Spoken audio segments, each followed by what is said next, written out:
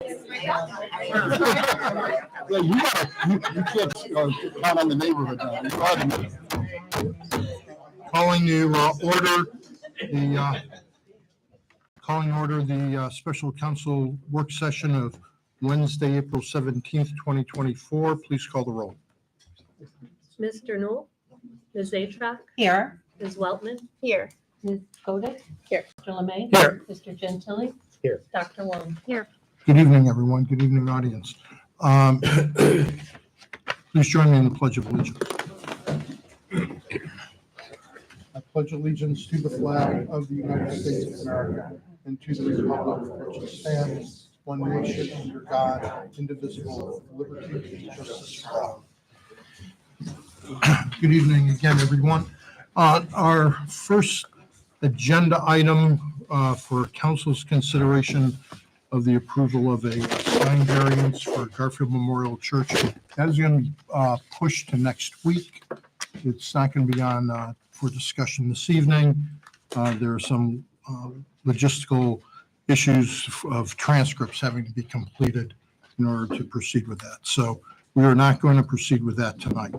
So Rick, before we pass on that, just for next week, could we get the transcript of the hearing below? Right. And anything else that's in the record, like the notices that went out? That's exactly what I'm talking about. Great, all right, thank you. That's exactly what my comments were directed. Thank you. Next, we are moving on to Resolution 2024.09. Should we do the minutes? Oh, we didn't do the minutes. I apologize. We're going to move on to the approval of the minutes for March 20th and March 27th. We have a motion regarding the minutes of March 20th, please. So moved. Second. Any discussion? I want to thank Sheila for her very nice note taking and her edits that she made to some of it. Thank you, Sheila, for what you do. Thank you, Councilwoman. Sheila works really hard on this. I appreciate the comment. And the, Roll call. did we have a second? Yeah.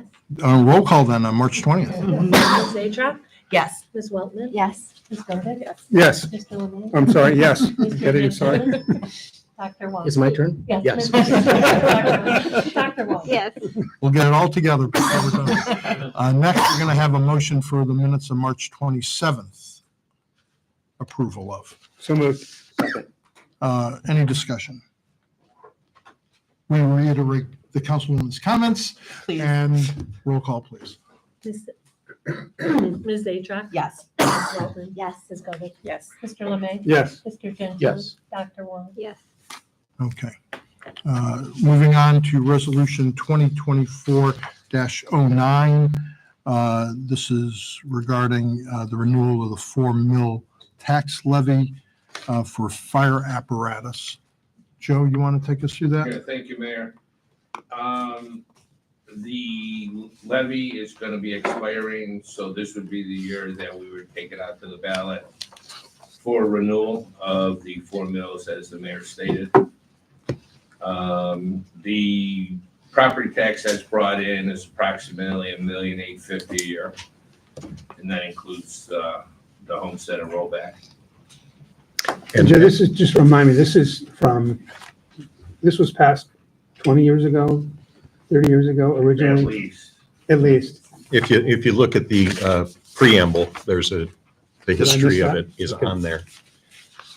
It was renewed in 84, 89, 94, 14, and 18, and replaced which increased the value of the millage in 99, 2004, 2009. Remember, this is two-step process. We pass this and we send this resolution to the county, and they will send us the stuff that they're supposed to send us before we can pass the resolution that puts it on the ballot for November. So you will see another piece of legislation to complete this process. Any other questions? Okay, could we entertain then, please, a motion to adopt Resolution 2024-09? So moved. Second. Any further discussion? Roll call, please. Ms. Zatrek, Yes. Ms. Weltman, Yes. Ms. Godek, Yes. Mr. Lemay, Yes. Mr. Gentili. Yes. Dr. Wong. Yes. Okay, great, thank you. Can I ask a question Next, first? I'm sorry, May I ask a question first? sure, I have some recollection that emergency clauses are not needed for resolutions. that's Is that- correct. Is that incorrect? That's We have it on here. Well, no, you don't need to suspend the rules on resolutions. The emergency clause makes this effective immediately.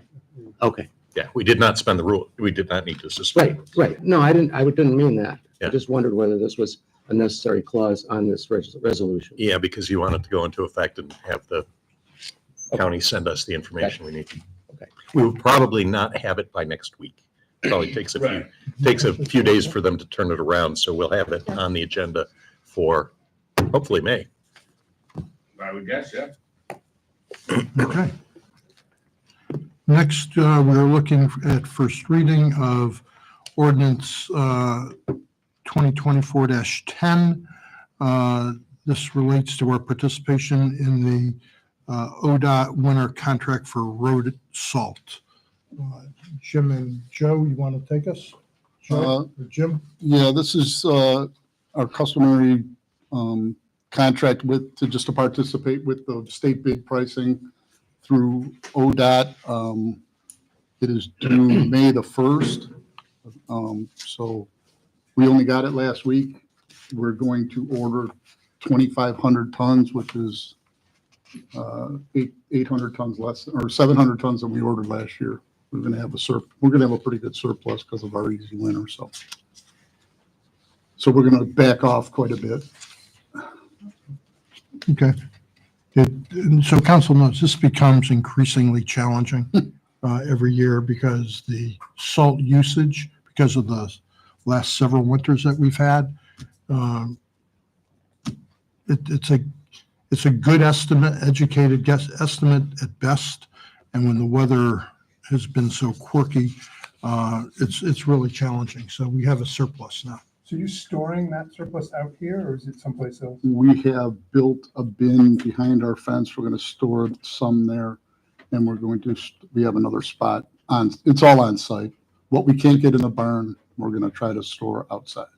Okay. And we will tarp it and protect it so it doesn't leach into the. So is this a fixed, you must take this, right? No, we have a 10% less that we can take or Okay. 10% over that we can take. Other than So that, we have a little buffer, but you're stuck with it. there's a way to get out of, in the contract, it shows that you could buy your way out of the contract, Okay. but that's paying for something you're not You're taking. taking, right? And so we try not to do that Right. at the best we can, but for situations like this year, it was just amazing. I mean, we did not use a whole lot of salt at all, so. Do you have any idea which way the price is going to go? I would think there's some pressure to bring it down because we're not the only ones that have a stockpile. It's a state price, and I thought last year it was gonna go down, it went up $5 a ton, which didn't make any sense because last year was the same as this year, so it's basically, we have two suppliers, Morton Salt Company and Cargill Salt Company, and luckily, Cuyahoga County is usually one of the cheapest in the state because Cargill's in Cuyahoga Right County, here, yeah. so we get a closeness benefit. Thank you. Mhm. Thank you. I leave it to council. Do you want to deal with this tonight or not? To me, this is one of those routine matters Yeah, that we I have to agree. deal with every year. I agree with And you. I don't think there's a need for 3 readings unless others feel that's true. We pass this every year Right. in March or April. Yeah. And we got to do it. We need the salt. So I would entertain a motion to suspend. So moved. Second. Roll call, please. Ms. Zatrek, Yes. Ms. Weltman, Yes. Ms. Godek, Yes. Mr. Lemay, Yes. Mr. Gentili. Yes. Dr. Wong. Yes. Okay, and a motion to adopt 2024-10. So moved. Second. Any further discussion? Roll call, please. Ms. Zatrek, Yes. Ms. Weltman, Yes. Ms. Godek, Yes. Mr. Lemay, Yes. Mr. Gentili. Yes. Dr. Wong. Yes. Okay, thank you, council.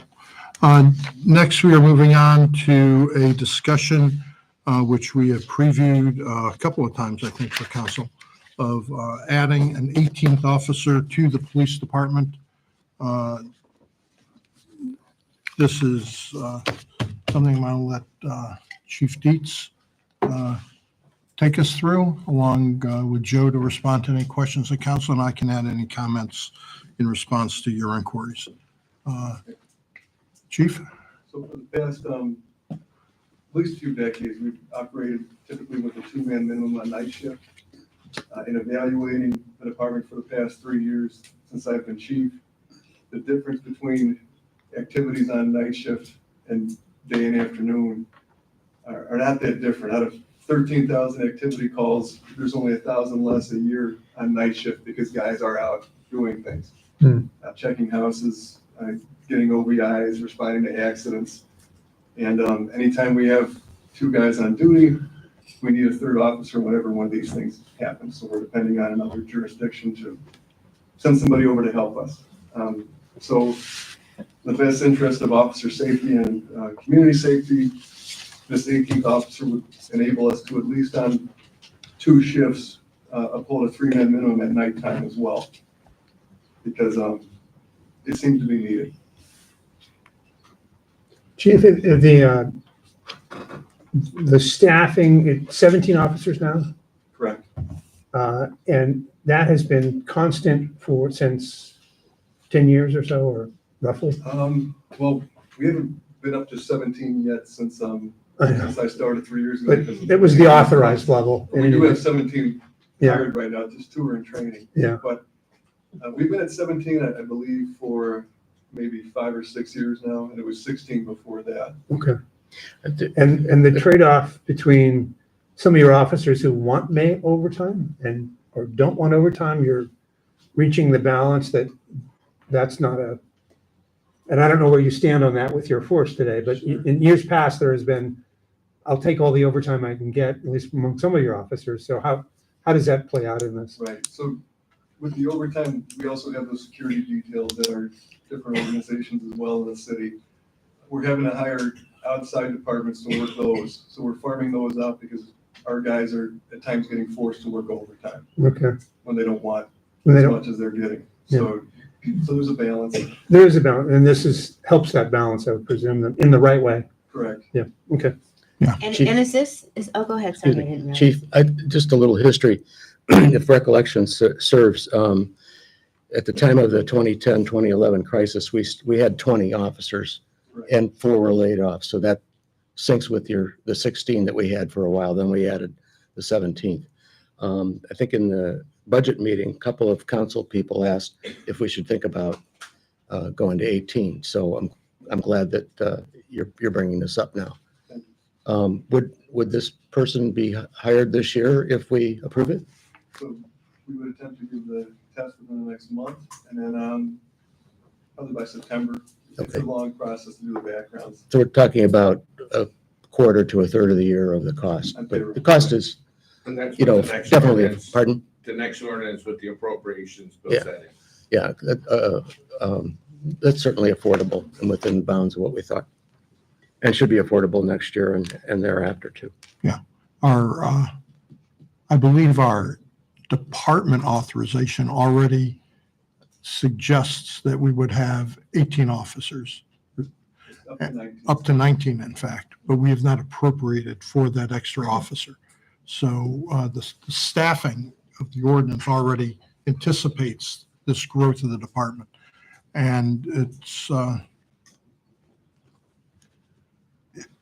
I think it's very important for the safety of the city that we proceed with this, and I appreciate what I sense to be council's support about it.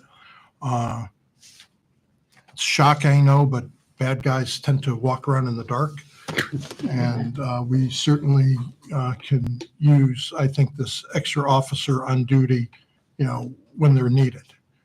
Because we all go to bed, doesn't mean the bad guys do.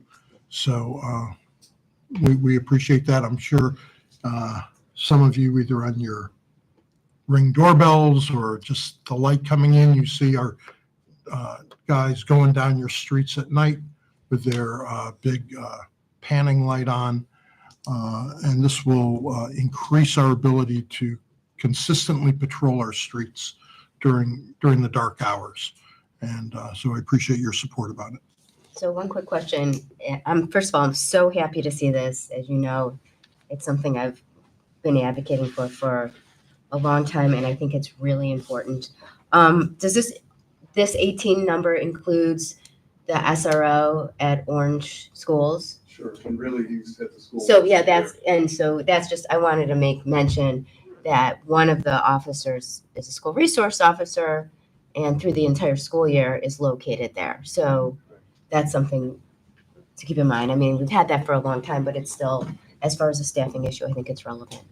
I think that the 20 number that I talked about, I think that also included Also the included I think it SRO. also included the SRO at that time. Yes, I mean, I know there's been an SRO for many years, but just when we know how many we have on the streets, it's good to realize that about 8-9 months of the year, Todd Bennett is over there.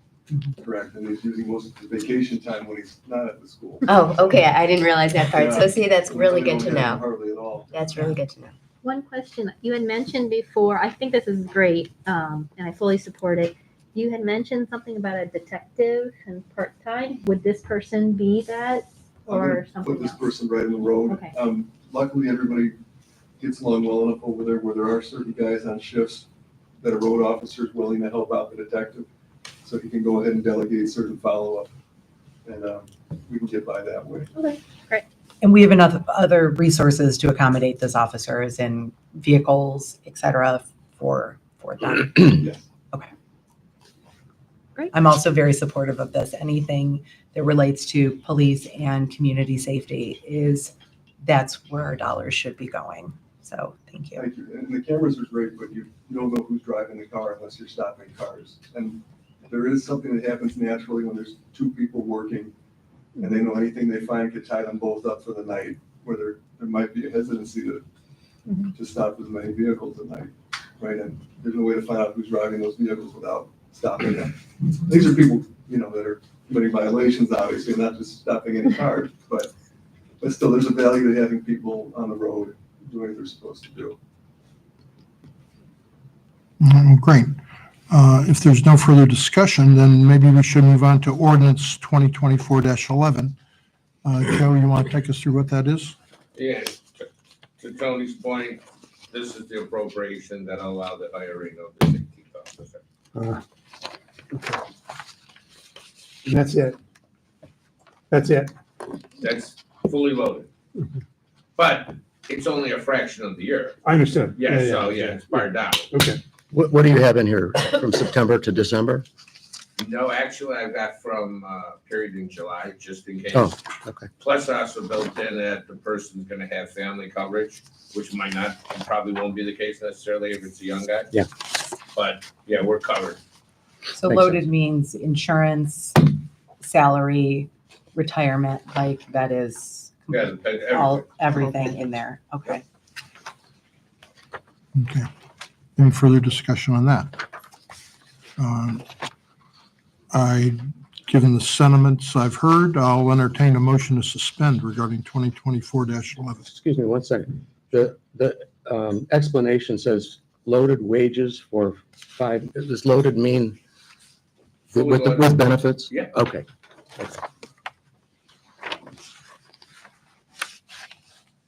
Okay. Do you want to do a motion to suspend? Yes. Is that a motion, Tony? It's a motion to suspend. Second. Roll call, please. Ms. Atrock? Yes. Ms. Weltman? Yes. Ms. Koenig? Yes. Mr. Lemay? Yes. Mr. Gentili? Yes. Dr. Wong? Yes. And a motion to adopt ordinance 11.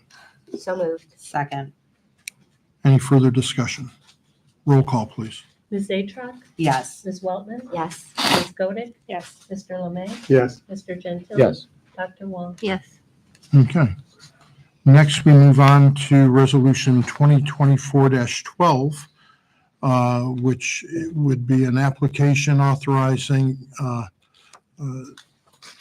seeking funds from ODNR for the second half of the Gates Mills project. We won't be seeing this money probably for a couple of years, even if we were successful.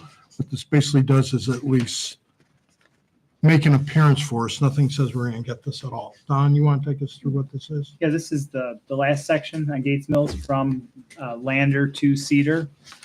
This is, letting ODNR know that we're interested, see how we score on this. Sometimes it's an iterative process. We submit, they want us to change something on our application. So we're applying for $500,000 of funding. The city would be responsible for about $600,000. And that number is the sweet spot for funding for this. That is the project? max that they'll give. It's the max, okay. And that's part of the strategy originally, was to break it up into sections so that we could apply to two, right? You couldn't slice it for three, but Right. two we could do, so. I'm sorry, I didn't hear what you said the city's portion would be. About 600,000. 600? And that's the cost of the completed project or just installation of the trail? It's primarily the trail and modest landscaping. If we want to do something more elaborate, you could spend a lot more on that type of thing. But this is basically getting your trail, grading, curb ramps, signage, that kind of stuff. Could we save some money if we made it, say, 8 feet wide versus 10 feet wide? What an idea. Where'd you come up with? It will cost you an extra $500,000 because you're not going to get it funded at 8 feet wide. That was a no. That's enough. What if we said 8 to 10 feet wide? You bargaining? I'm You bargaining. bargaining for 9? I also prefer the 8 feet, but it doesn't sound like, I don't know. You have a Now, full- the 8 feet would have to be driven by a design issue, Uh-huh. and there's plenty of space. There's nothing restricting this from being a 10-foot wide path other than an aesthetic preference. Less safe at 8 feet than it is at 10. Okay. Could we enjoy a motion to adopt Resolution 2024-12? Can I ask a quick question? Sure. In the design, does it have to specify whether or not this crosses over Cedar? Because there looks like there's a little turnaround right at the end of Gates Mills where it doesn't necessarily have to go across Cedar. Well, Where the trees are in the middle, there's a clearing. right. Why do you not Yeah. want it to go across Cedar? Do you mind me asking? I just feel like it. Well, that's the city border right Yeah. there, right? Yeah, it's a city border right there. Yeah, We but wouldn't be going across Cedar. There's nothing anyway. for it to connect to there, Jackie. Just, yeah, I mean, I mean, ends there's really at nothing at to Cedar. I It don't will, think it will end at the eastern edge Right. or Right. the western edge of Cedar. Right. It will end there. Okay, because I know like we were talking about, Don was saying like we were gonna make walkway to and across Cedar or something with this design.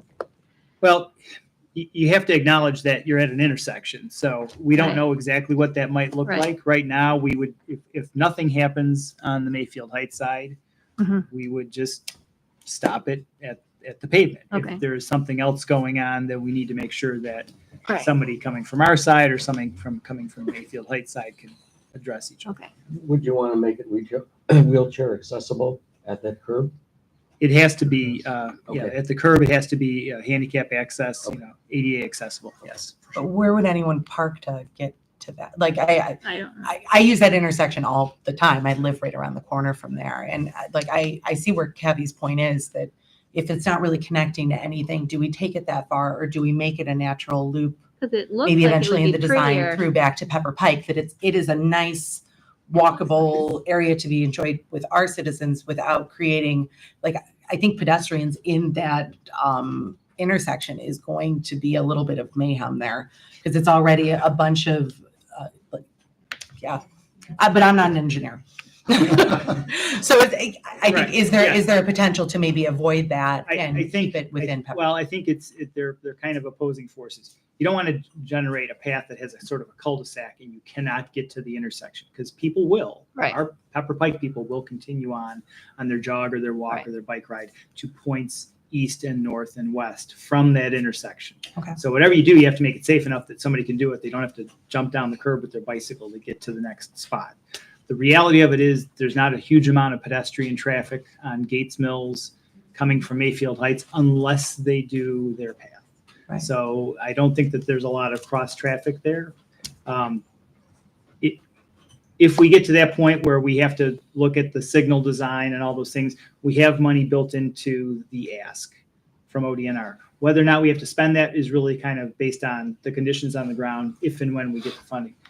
This could be 2 years out before we actually see the funding. So I guess the question, kind of piggybacking on is, if we don't do it, because we have to acknowledge that it does not appear from Mayfield Heights' recent decisions that this is something they want to pursue. I think we could make a pretty good assessment that that's not currently where they want to go. Right. So could we use that same money for our portion if we do not do the crossing? Could we then turn that money back to whatever it is, more money toward grading or landscaping?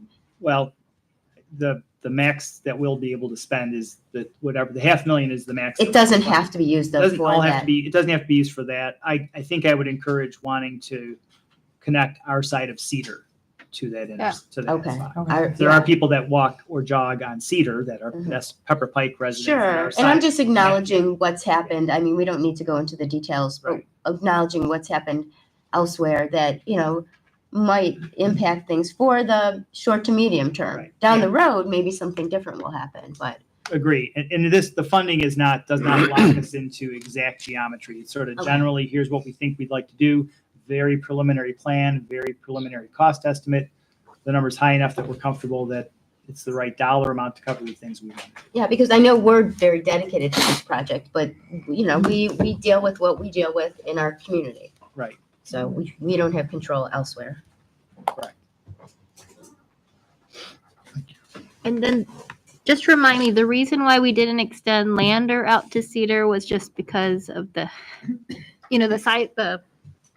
whatever the sidewalk. The initial, I'm sorry, the Lander, Lander, why we stopped it at Ursuline and didn't go to Cedar. we stopped the 10-foot trail Yeah. basically at the entrance of Ursuline. So it ties us to their campus. So we Okay, didn't- we but we're didn't not run- gonna bring that one out to Cedar either, Not yet. Not at this Not point, right? because that's not part of this one. It is not part of this ask, correct. This one is strictly asking from Circle at Lander and Cedar, I'm sorry, at Lander and Gates Mills, on Gates Mills to Cedar. That is the extent. Can you explain to me how everything connects in the circle area for traffic flow, just so I can conceptualize? Because this one's gonna go from here to Ursuline, right? Yes. And then how does that one then from Ursuline go up? It crosses each intersection to get. So it's gonna go all the way around the circle? On the north side, yeah.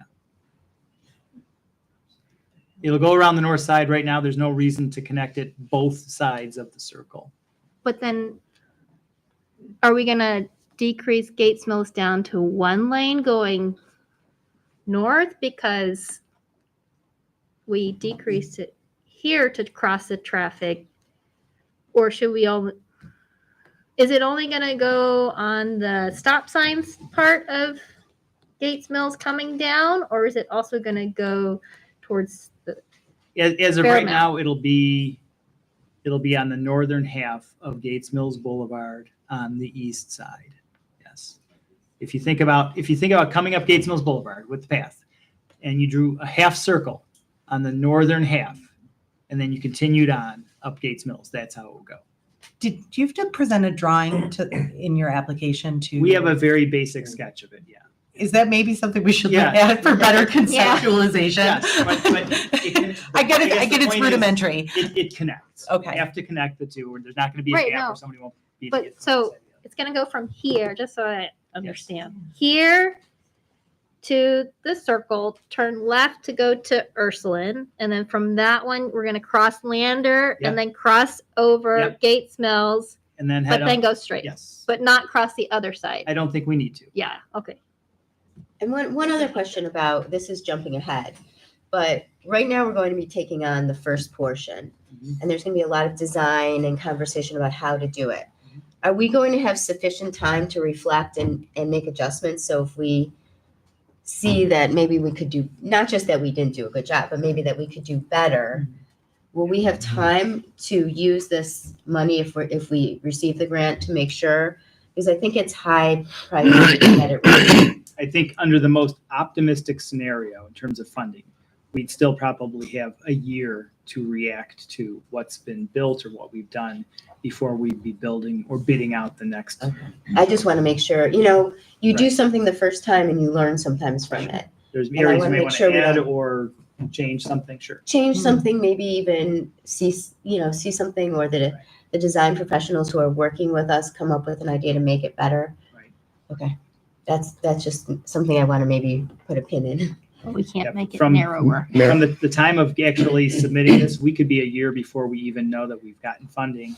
And we could be another 6 months to a year before they've actually signed the agreement. So there's a lot of time that's going to lapse, Okay. even under, like I said, under the most optimistic funding scenario.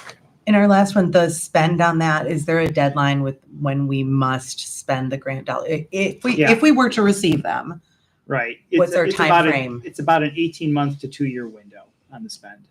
okay. Is there a need to pass this tonight? I'd like to have it in so that we could be considered for a grant this year. When was the grant? Could we pass it next week? Because I'm thoroughly confused about where this is going. I'd like to see just a rough drawing. But next week is the 27th. I'm sorry, the 24th. But In April. does it, Yeah. are we stuck with whatever's in this drawing? No, we're not. We're not there. Yeah, So we can- we're hinging this on whether we're going to put in 20 feet of path somewhere. If you walked up there, you have to get around the outside. We're not crossing the circle with any path on Lander. I do a lot better with numbers than with I understand. this kind of stuff. Yeah. No, it's If we could wait, I would like yeah. to wait. If we can't wait, But we have I guess the point is we have flexibility on the design. So we're not stuck with what's in that drawing. oh, So, okay. yeah, all right. No, but I think if we wanted to understanding change the it, we're mock-up not is tied to it. It's yeah, just- so there's no it's just- reason we're not stuck with that, so. Okay. I still would like to see the Well, drawing we'll even still after get the it, yeah. fact. We can still get to you, but I Yeah. know ODNR I- would like I have this a question. resolution to accompany. Did we already apply for the grant? Because it says on the website that it was due March 15th. Yeah, we have the grants already in. The grant's in. We have But the time. grant will on- fail without a resolution from council. We will have to withdraw. Can we see the grant before? We never saw the grant before it went. I apply for, maybe 20 grants a year and we rarely push those out to count. This one is 160 pages long, so. And a lot of it is just, it's a Why do bulky you- grant. Why do you need to see that? I just want to see all And that's fine, the but details from it. would it, Just where the path goes and the we're design. not stuck with that. We're not stuck with, according to, Yeah. we're not stuck with it. That's Big preliminary. picture, it's gonna go from Lander Circle to Cedar. That's all. So we're not stuck with anything that's in there.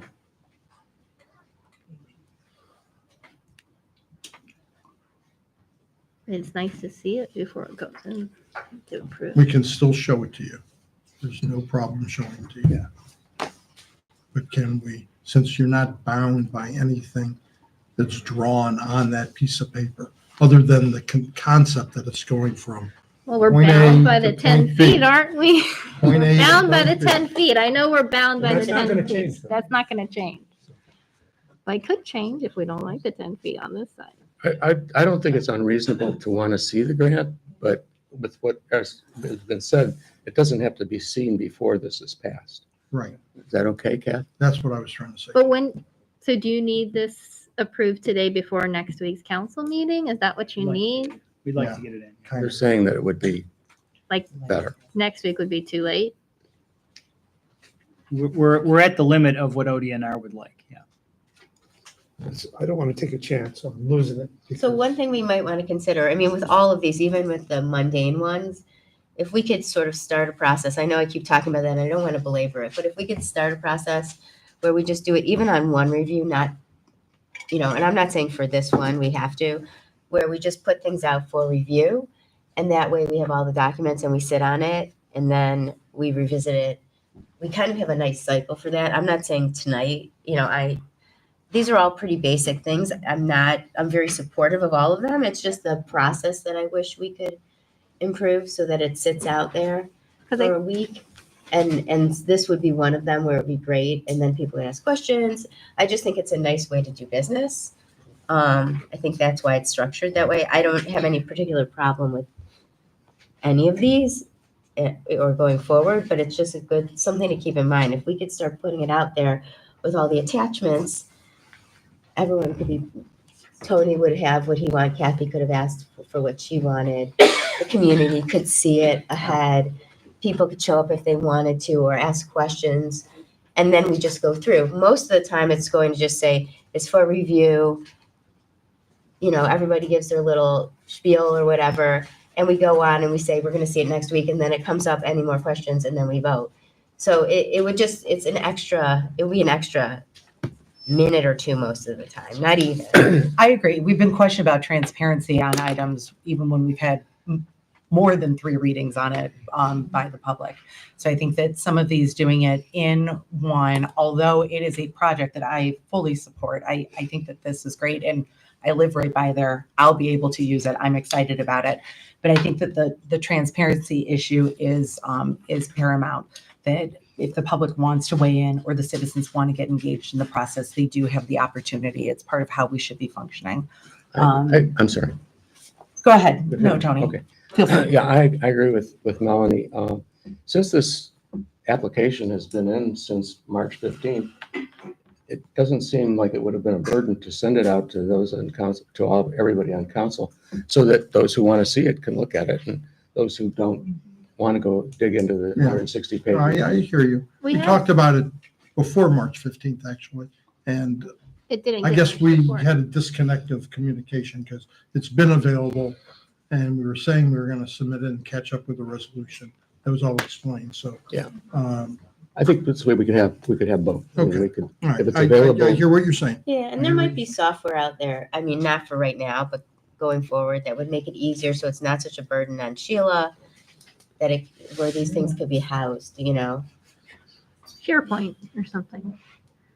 Yeah, You won Sheila with I- not a burden on Sheila. Well, I don't want to put it, Sheila has enough to do. we spend a lot of time crafting, I don't want to say our applications are proprietary, but I do not really want to make it super easy for all of our Mhm. competitors, the other people that are going after Sure, the same no, I kind of money, get that. to be able to just pop onto our website and grab those files. It I'd would rather have to- have them stop by City Hall. to have it. Some things, yes, or some Yeah. things, I don't know, it But- depends how we did it. I know Yeah. sometimes you can have some things are public record, some things maybe aren't, I Well, don't know.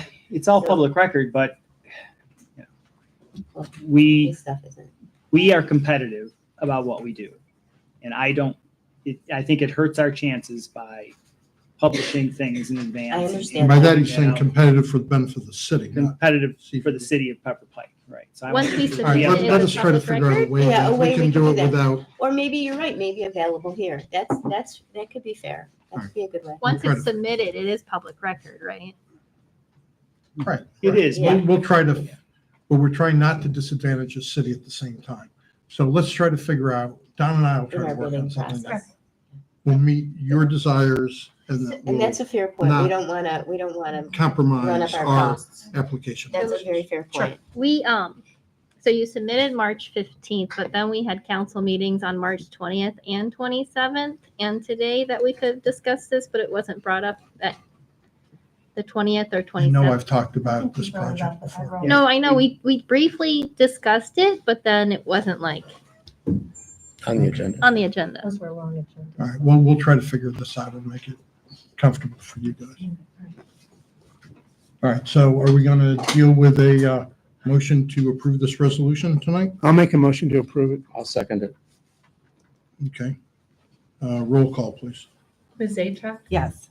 Ms. Weltman? Yes. Ms. Bowden? Yes. Mr. Lemay? Yes. Mr. Gentile? Yes. Dr. Wong? Can I abstain, or if I abstain, it won't go through? You should vote yes or no. Can we see it next week? We can bring it for you, but it's not going to change the vote tonight. Okay, yes, that's fine.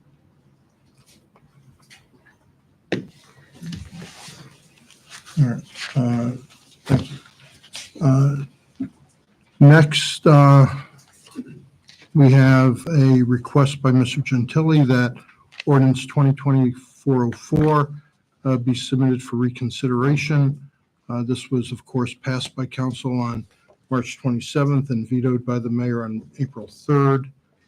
And that's what brings us here. I just remind everyone that following that on our agenda, we have another ordinance, 2024-13, which are some, it's a new ordinance, but essentially like an amendment to. It's not an amendment. It's not new ordinance. styled as an amendment, but it's basically the same ordinance with some changes. I want to make some comments about this because I'm bringing it up and I want to discuss them, in order. So first, I'd like to discuss the, I don't know what the proper motion is to override a veto. But at the end of this, that's what I want to do. Yeah, the council may reconsider the legislation and if such, so it would be a motion to approve the vetoed legislation. The verb approve shows up if such legislation is then approved by the affirmative vote of at least 5 members. So I would say it's a motion to approve the ordinance. I'm sorry, Mr. Lemay, were you trying to say? Yeah, just a question on and you need to make your comments and understand it, but I wondered if it's a little bit out of order from the agenda, if we could get the mayor's reaction to the new ordinance and whether you have any thoughts on that as something that might be acceptable to you. So Yeah, I'd really like to take this in order. Yeah, I mean, let's let this is- Tony. you want to? I think let's This let is, Tony do this. So first, let me get this. First, I want to be clear that what I'm about to say is not intended to be a personal criticism of Mayor Bain. I disagree with his objections to establishing a charter review commission. To state my position, I must refute his arguments. There are at least 2 sides to every issue. Here is mine. It is unfortunate that the mayor has chosen to make the charter review, which is a best practice for all organizations, whether for-profit, non-profit, or governmental, as well as individuals, a contentious and divisive issue. He has stated that the ordinance he vetoed is potentially the most important legislation since 1966 and has called the process potentially disruptive. These statements, I contend, are arguments for a charter review commission. Council should not avoid legislation because it is important. Quite the contrary, we should consider and pass such ordinances. Disruption is not necessarily a bad thing. In fact, it can be quite positive. That a charter review is not mandated in the Pepper Pike Charter is not an argument that it should not be undertaken. Clearly, a charter review is not prohibited. The charter expresses no opinion on a comprehensive review.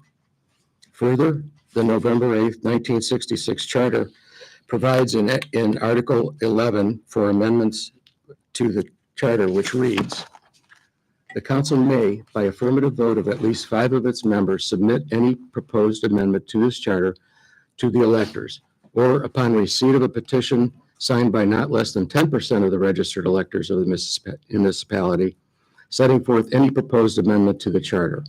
It shall submit such a proposed amendment to the electors. Clearly, charter amendments were contemplated by Ordinance 2024 and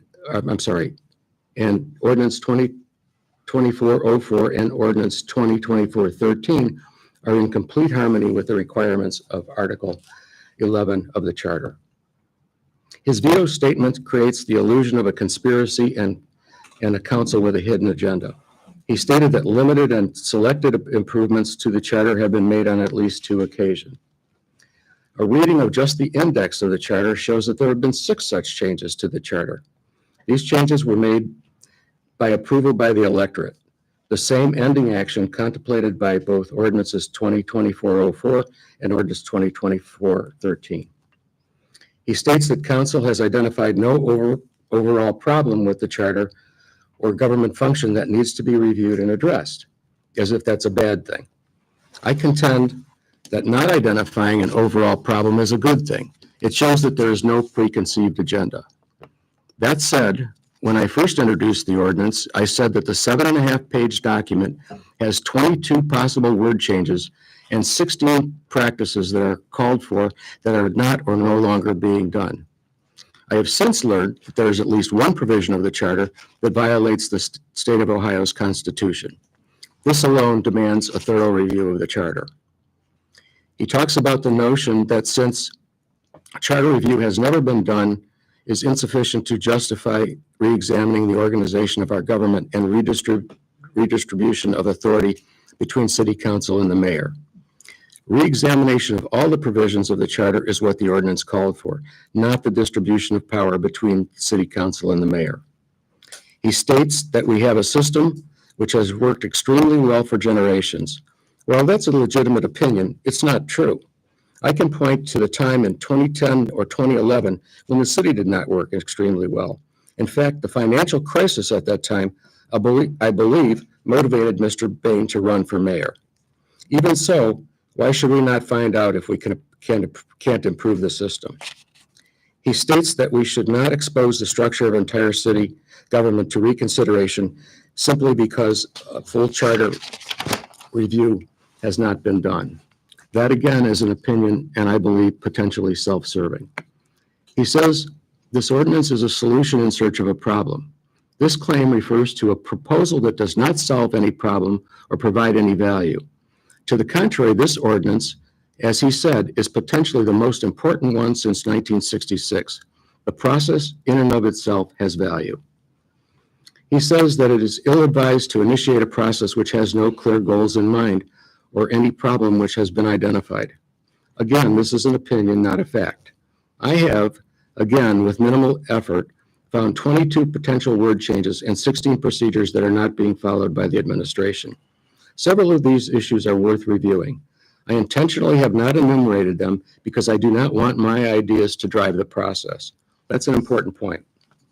After consideration of many suggestions that made by the mayor and my colleagues on council, the ordinance provides for a commission of unelected citizens of Pepper Pike to suggest ways we can come into compliance with our own rules, modernize the charter language, and consider changing any provisions that may disregard or worse, violate the Constitution of the state of Ohio or the Constitution of the United States, and any other matters that come to light during the course of the commission's work. He states that our residents who should indicate if they even want a full charter review to occur so that council can be informed by the data. I don't know what that statement means. Mr. Bain seems to misunderstand the function of a survey. A survey is a statistical technique which can be used to estimate the sentiments of a population. The sentiments of a population are clearly stated, not estimated, by an election. An election is where we ultimately landed with the recreational trails, which I reiterate is a settled matter. A reading of the charter shows that specific infrastructure is not an issue it addresses. The concept of recreational trails is a settled matter and not, I repeat, not a subject of the charter review. An election is where we should go with the charter review. Council members are elected to represent all citizens and provide leadership. This is what those of us on council, on city council, are engaged in, representation and leadership.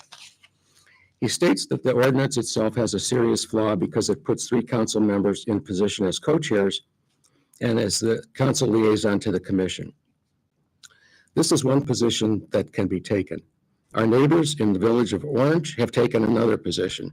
They regularly conduct scheduled charter reviews with council members empowered to vote on changes to be submitted to the full council.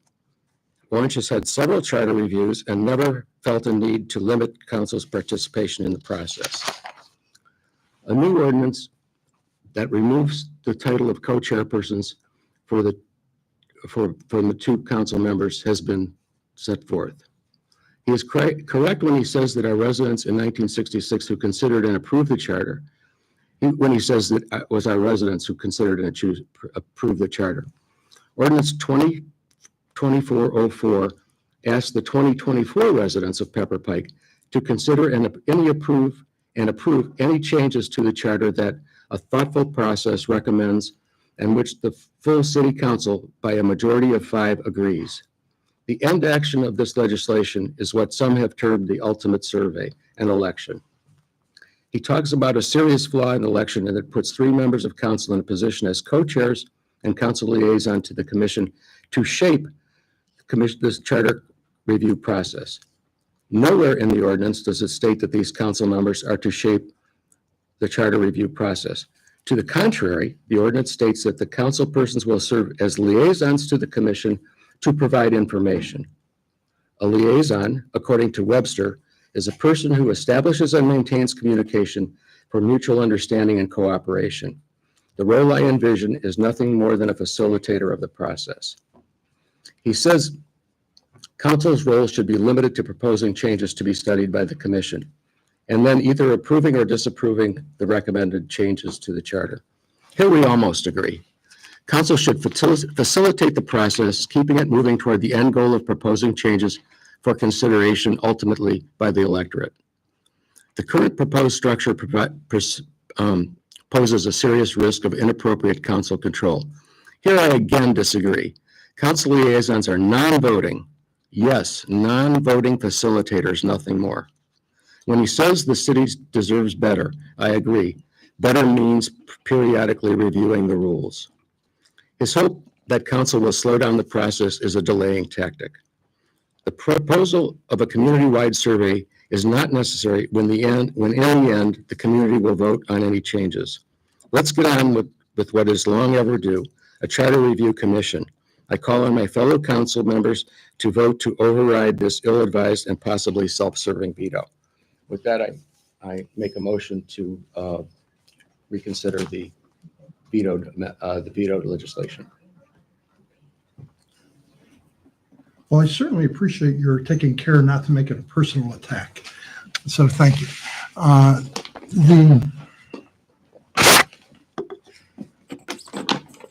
The purpose of my veto was to call attention to both procedural and substantive problems that I had with the legislation.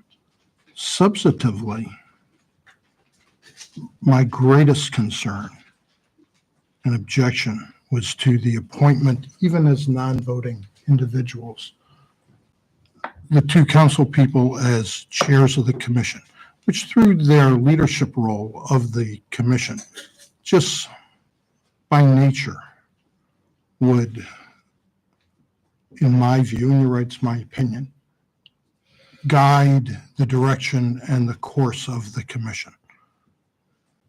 Procedurally, which was really always, a broader topic, my concern was always that this initiative was getting ahead of the community. And because I desire this not to be a divisive process, that I think it's important that it not be a divisive process between council and the community, between the mayor and council, or any combination of those, that it was important, just as we had with the sidewalk issue, bring the community along.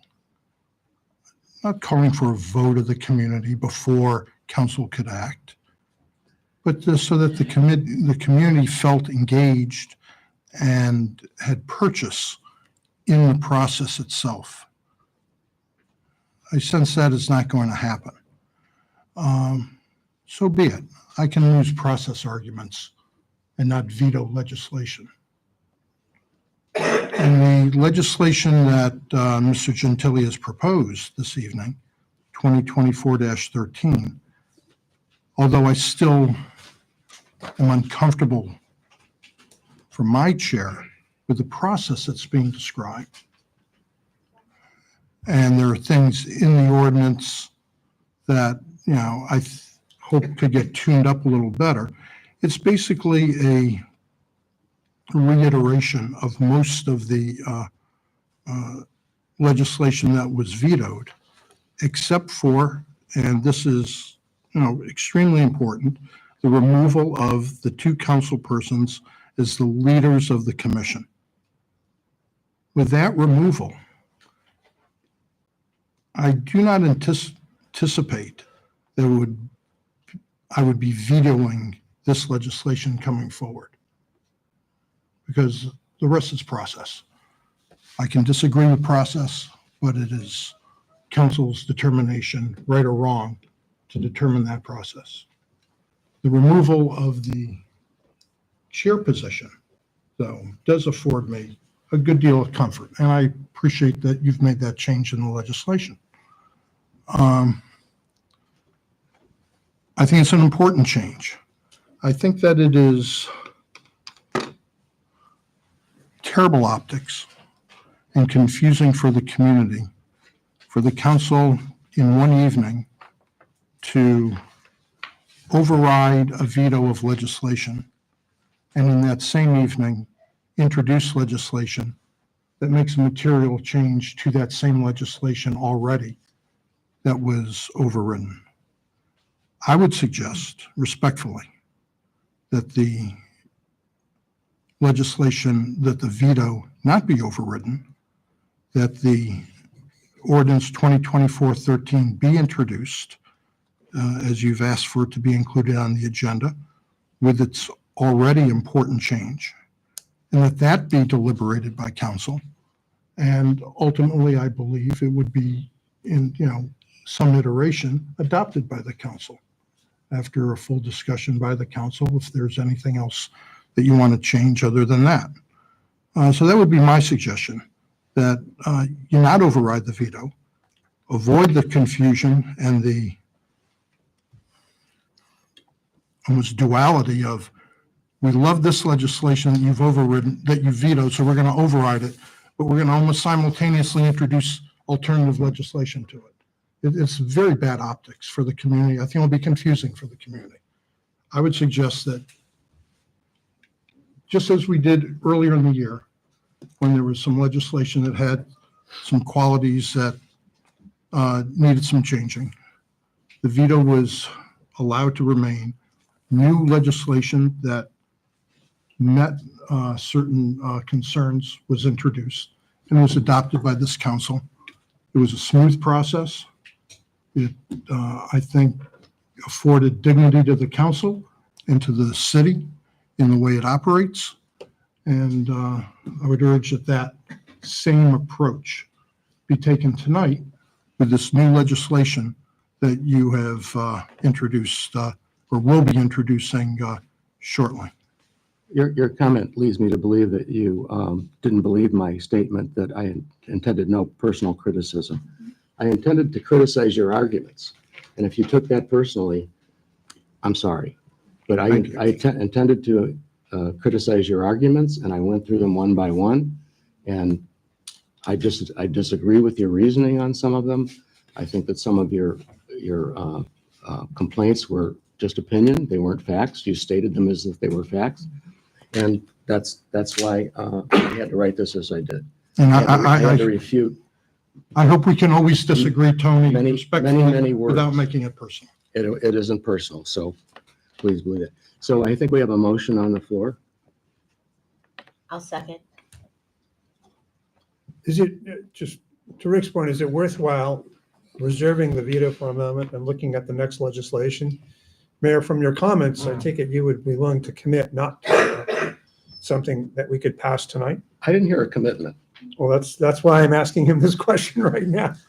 He could always change. And I his mind. understand it's a moral commitment, not a legal commitment, but so if we had that discussion and you were satisfied after that discussion and any amendments we would make to Tony's newest legislation, would you be willing to do so? Yeah, unless something else was introduced into it that suddenly So, created this great dilemma. But let me finish, Tony. But Shaking my head. my principal objection to it, like if there were some more process things that anyone wanted to put in, I'm okay with that. You should put in more process things, in my opinion. But so far as the way it stands with the elimination of the chairs, yeah, I will not veto that. if that's the case, Tony, then the newer legislation can go into effect sooner. I want to vote on overriding this veto. That's what I've moved and what has been seconded. And I want to get this process started, and I don't want to take the chance of the second ordinance not being passed or being vetoed. We have a chance tonight to get the process started, and I don't want to give that up. Well, my point is that we're not going to not vote on that. if we considered the next ordinance and did not reach agreement with his commitment, then we'd go veto. What's the draw? That's my question, like timeline wise, what are we sacrificing? Because I do agree that I think the communication and optics surrounding this, well, we overrode the veto, but then we immediately passed this sort of replacement legislation is just really it's going to be tricky to make that to some people who are already skeptical. It's just going to be fuel on the fire. So that's what I want to get a sense of where, like, if we let the veto stand and attacked the new ordinance, what does that timeline look like then? Do we know? I again want to get, want to get the process started. The only way I see to get the process started is to overturn the veto, and I can just withdraw my second legislation. But if, Tony, if we pass the second or the new ordinance and the mayor signs it tomorrow, we're off to the races immediately. Could I we- don't know that he will do that. Well, that's why I'm asking him right here if he would commit to that, because then the timeline starts right away rather than waiting 30 But days. we're talking about amending the second ordinance, amendments which I have not yet seen Well, I don't know that or we had a have, chance, I or had a chance to think about. don't know if we have any amendments to the second ordinance. It sounds like the mayor wants to make some further changes to it, and I don't know if those are things that I would agree with. So It was So- having that so no. discussion first, and then go back to the veto discussion. no, I want to do this in the order that I've set out. No, I would, I'm still the chair for now. And I would entertain that discussion that Ms. Lemay is talking about, if that can help Well, solve an issue. Let's have our other council members weigh in on that. I would like it, the ordinance on which we'd overturn the veto will not go into effect until for 30 days. So it will not be alive, just because of the way it was drafted. If we pass the second legislation and the mayor commits to sign it immediately, it will go into effect immediately, like tomorrow. If we could agree on it tonight. If we can't agree on it tonight, then I think we absolutely veto the old one, and we continue to work on the new one. Override the veto. What's that? Override the veto. Or override the veto, right? But I think if I've got my timeline right, it would be faster to pass the new one with the mayor's signature. If I could suggest a procedural option without getting into the middle of the substance of this, if you made a motion to table the motion to override, that motion to table would take precedence and you could move on to the next item on the agenda. But I don't If want you got 4 votes. but I don't want to lose the right to go back to No, the, you'd take it off the table. pardon me, You'd take it off the table. by motion. Yeah. I'd like to hear. I almost don't think- I don't think- override it if you want to override. I don't think we have, Go ahead and override. If that's the decision of council, and that's the dynamic you want to create, to override it and introduce this new one. Rich, So be it. Let's stop for a second, 'cause Discussion. I'm hearing a lot of ifs, and that's the if, and we have something that is a known that we could move forward with. Also introducing the new legislation, would we then be subject to multiple readings on it? Or would we No. suspend on that, which even though this has taken multiple meetings, there was still the transparency question about from some. Mm-mm. But, so I have to think this over for a second. You would have to Let me- suspend the rules on the new order. I understand that. Yeah, but I'm saying the optics of us introducing legislation, suspending voting on tonight to move that forward versus the optics of overriding the veto and the timeline with both. I need to sit and I think I need to listen to all of you for a couple minutes. I'm comfortable to override the veto and withdraw the other legislation. I wanted to give the mayor, I wanted to get the process started. You have to, follow me, please. Get the process started so that we can begin the effort to seat a charter review commission according to the procedures that we laid out. And then I wanted to give the mayor something that he thought was important, and that's to remove the 2 chair people. And that can be done after the veto is overridden.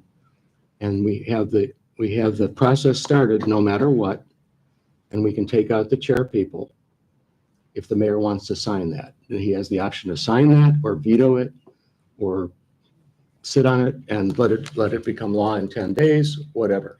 But I think it's important to follow that process in order, because it isn't being done haphazardly.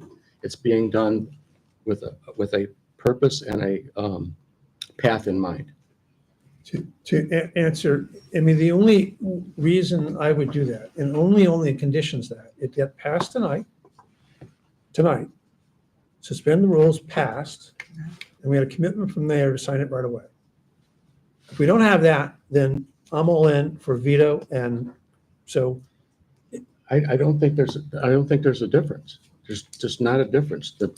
The better path for me is to get something in place so that we can get started. But if I got that commitment from the mayor and we passed it tonight, it'd be effective tomorrow. But you're also talking, he has talked about wanting to make changes to the Well, second ordinance. let's have the discussion and see if there are any. I don't know that I can accept those changes tonight. Well, can we have that discussion and see if there are any? And if there are, then. I don't see the need. Honestly, I don't see the need. I'm trying to remain Well, calm, but well, I think that Tony, it's we're gonna have that discussion anyway on your next item. correct. We will. But So if we but table but I this, want have to that have that discussion. discussion after we have overridden the veto. I don't know why that's hard for anybody to understand. I understand it completely. Okay. I'm just simply suggesting that if we don't need to overwrite the veto, override? Am I saying that right? Override. If we don't need to override, then why do it?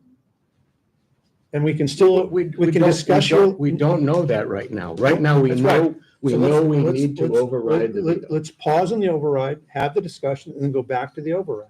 We've lost nothing by doing that. I don't want to do that. I think that it would present having the discussion and trying to incorporate some of the feedback we've all received in the past few weeks. I think would go some way towards allaying some of the fears that some community members have had. And I get where you're coming from, Tony. I mean, you've worked in this really hard, and you're probably very frustrated at this point. And I want to make a comment about that. I asked the mayor earlier today to send out a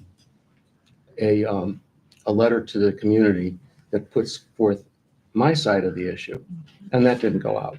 So Hold on, Tony, you sent me that at 5:00 this I afternoon. did not. I sent it to you around 2:00. Well, I saw it as I was walking to this meeting, excuse me. Well, I can pull up my email, but I I don't sent, care what you pull up your email. I saw that as I was walking to this meeting. well, I don't know when you looked at your email, but I sent it to you. You're right, you don't. Within plenty of time. Now, without the folks who have given you feedback, they haven't seen the other side of the issue. Yeah, I agree. And that's what I think needs to be out there first. And that's why I asked to have it sent out today. And I sent that email probably between 1 and 2 o'clock this morning. And I do think what you said, and I'm assuming that's incorporated in this email, was very thorough and detailed and well said. And I appreciate it, because I do think that there's a lot of misunderstandings out there about the intent and the process and what even the charter actually is. So, I do also want to get this underway. I don't know, I'm unclear on what the most efficient way to do that is. And the main reason I want to get it underway is I am one who wants to see things on multiple readings, just for having sunshine on everything and doing things the right way. However, we have essentially been talking about the same piece of legislation with clarification more than any other piece of legislation I can recall in my 2+ years on council. This is unprecedented. The most recent one is removing people as chairs, which I think was never the intent to be in a leadership role. So that was referenced, and it was a fair clarification, but I don't think that was ever the intention. The intention was to be a liaison. So these are all such small changes that I feel like we're presenting the same legislation and again. And I'm not clear why, why this should be stretched out forever when other things are pushed through, sometimes big things, in one reading and everything's an emergency. So this has been going on for months. I think it's time to make a decision and move forward. And I appreciate all the work you've done on this. We've actually discussed this for five different meetings at least. We've gotten a veto, which laid out another position. And I agree with your desire for more than one reading. So if we were to consider 2413 and pass it with one reading, then we wouldn't be having the sunshine and the openness that we desire. So Well, yeah, and even that, by the way, is an extension, at least as it's written, is all of it is an extension of the same conversation we've had. Right. And put out there. The only thing that hasn't been put out there is maybe your clarification, which I think would be very helpful. Yeah, this is my clarification isn't exactly what I read to you tonight. There are other issues that are mentioned in that letter. Sure. And I think it's important for our residents to see that because they've only seen one side of the issue because the veto went out to the email list. Yeah. And I fully support sending that out so they have pros and cons on both sides of the issue. So, but I'm not bothered by passing the new legislation tonight because it's the same legislation minus a sentence, No, a couple other tweaks in there. So I'm not, this will be a fifth reading, so to speak, of virtually the same legislation minus a sentence. If we were to pass it as written, I might bend a little bit, but we're talking about making some changes to it. And I don't want to be forced to consider those changes under pressure. Well, let's find out what they are. I don't want to be forced to consider those changes under pressure, and that's what I'm feeling If there's right now is none- pressure. I would not feel pressure if we had overridden the veto. That's when we should discuss it.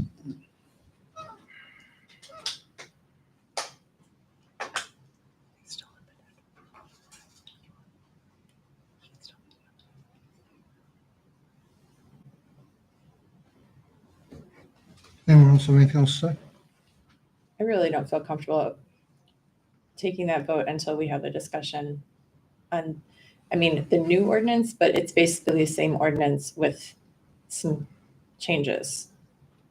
I don't really understand the reluctance to have this as one discussion so that we can figure out what the best path forward is.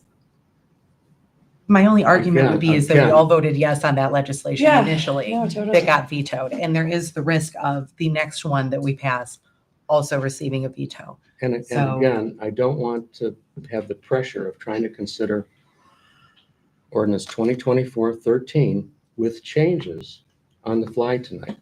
I don't want to have that pressure.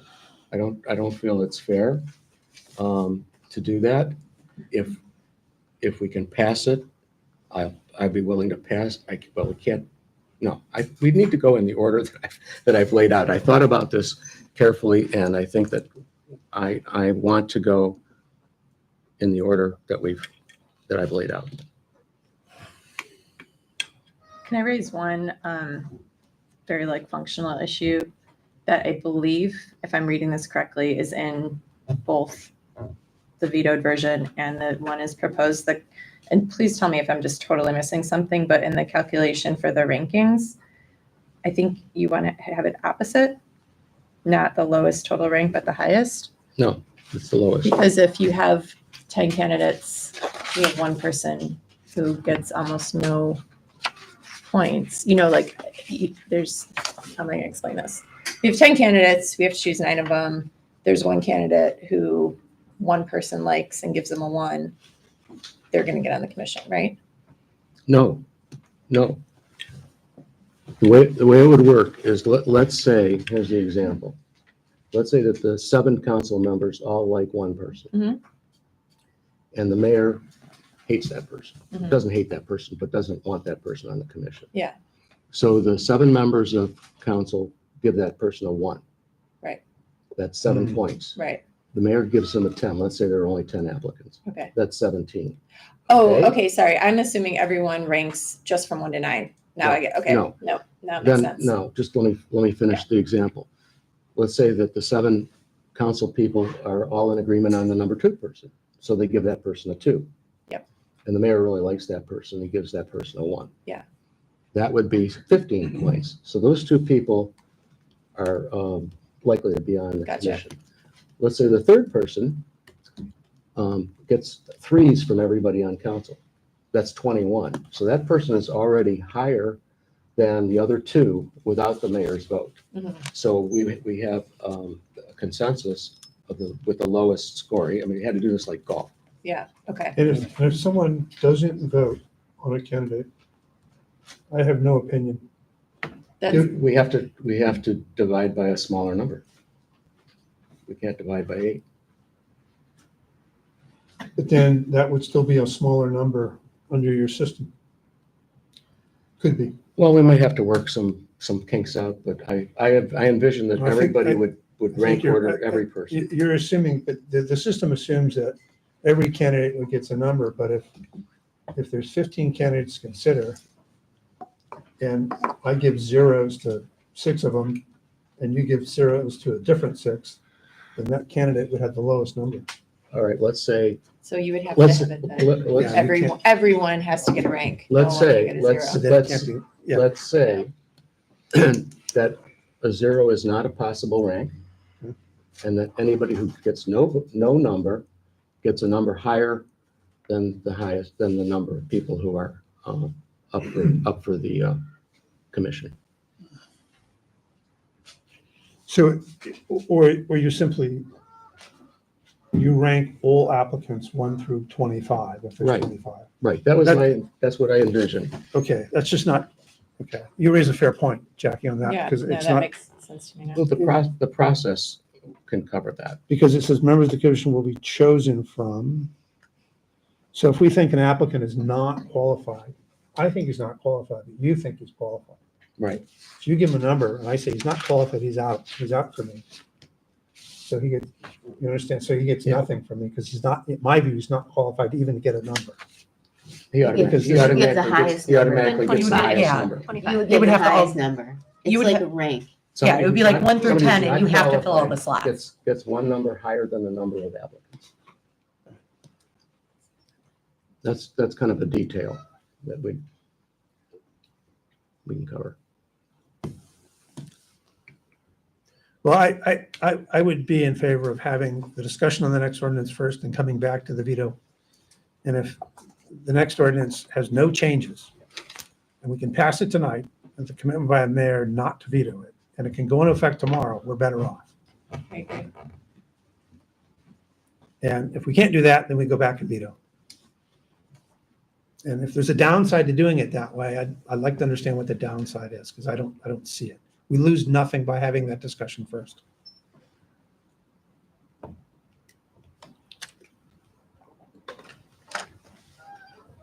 I have a question. Sure.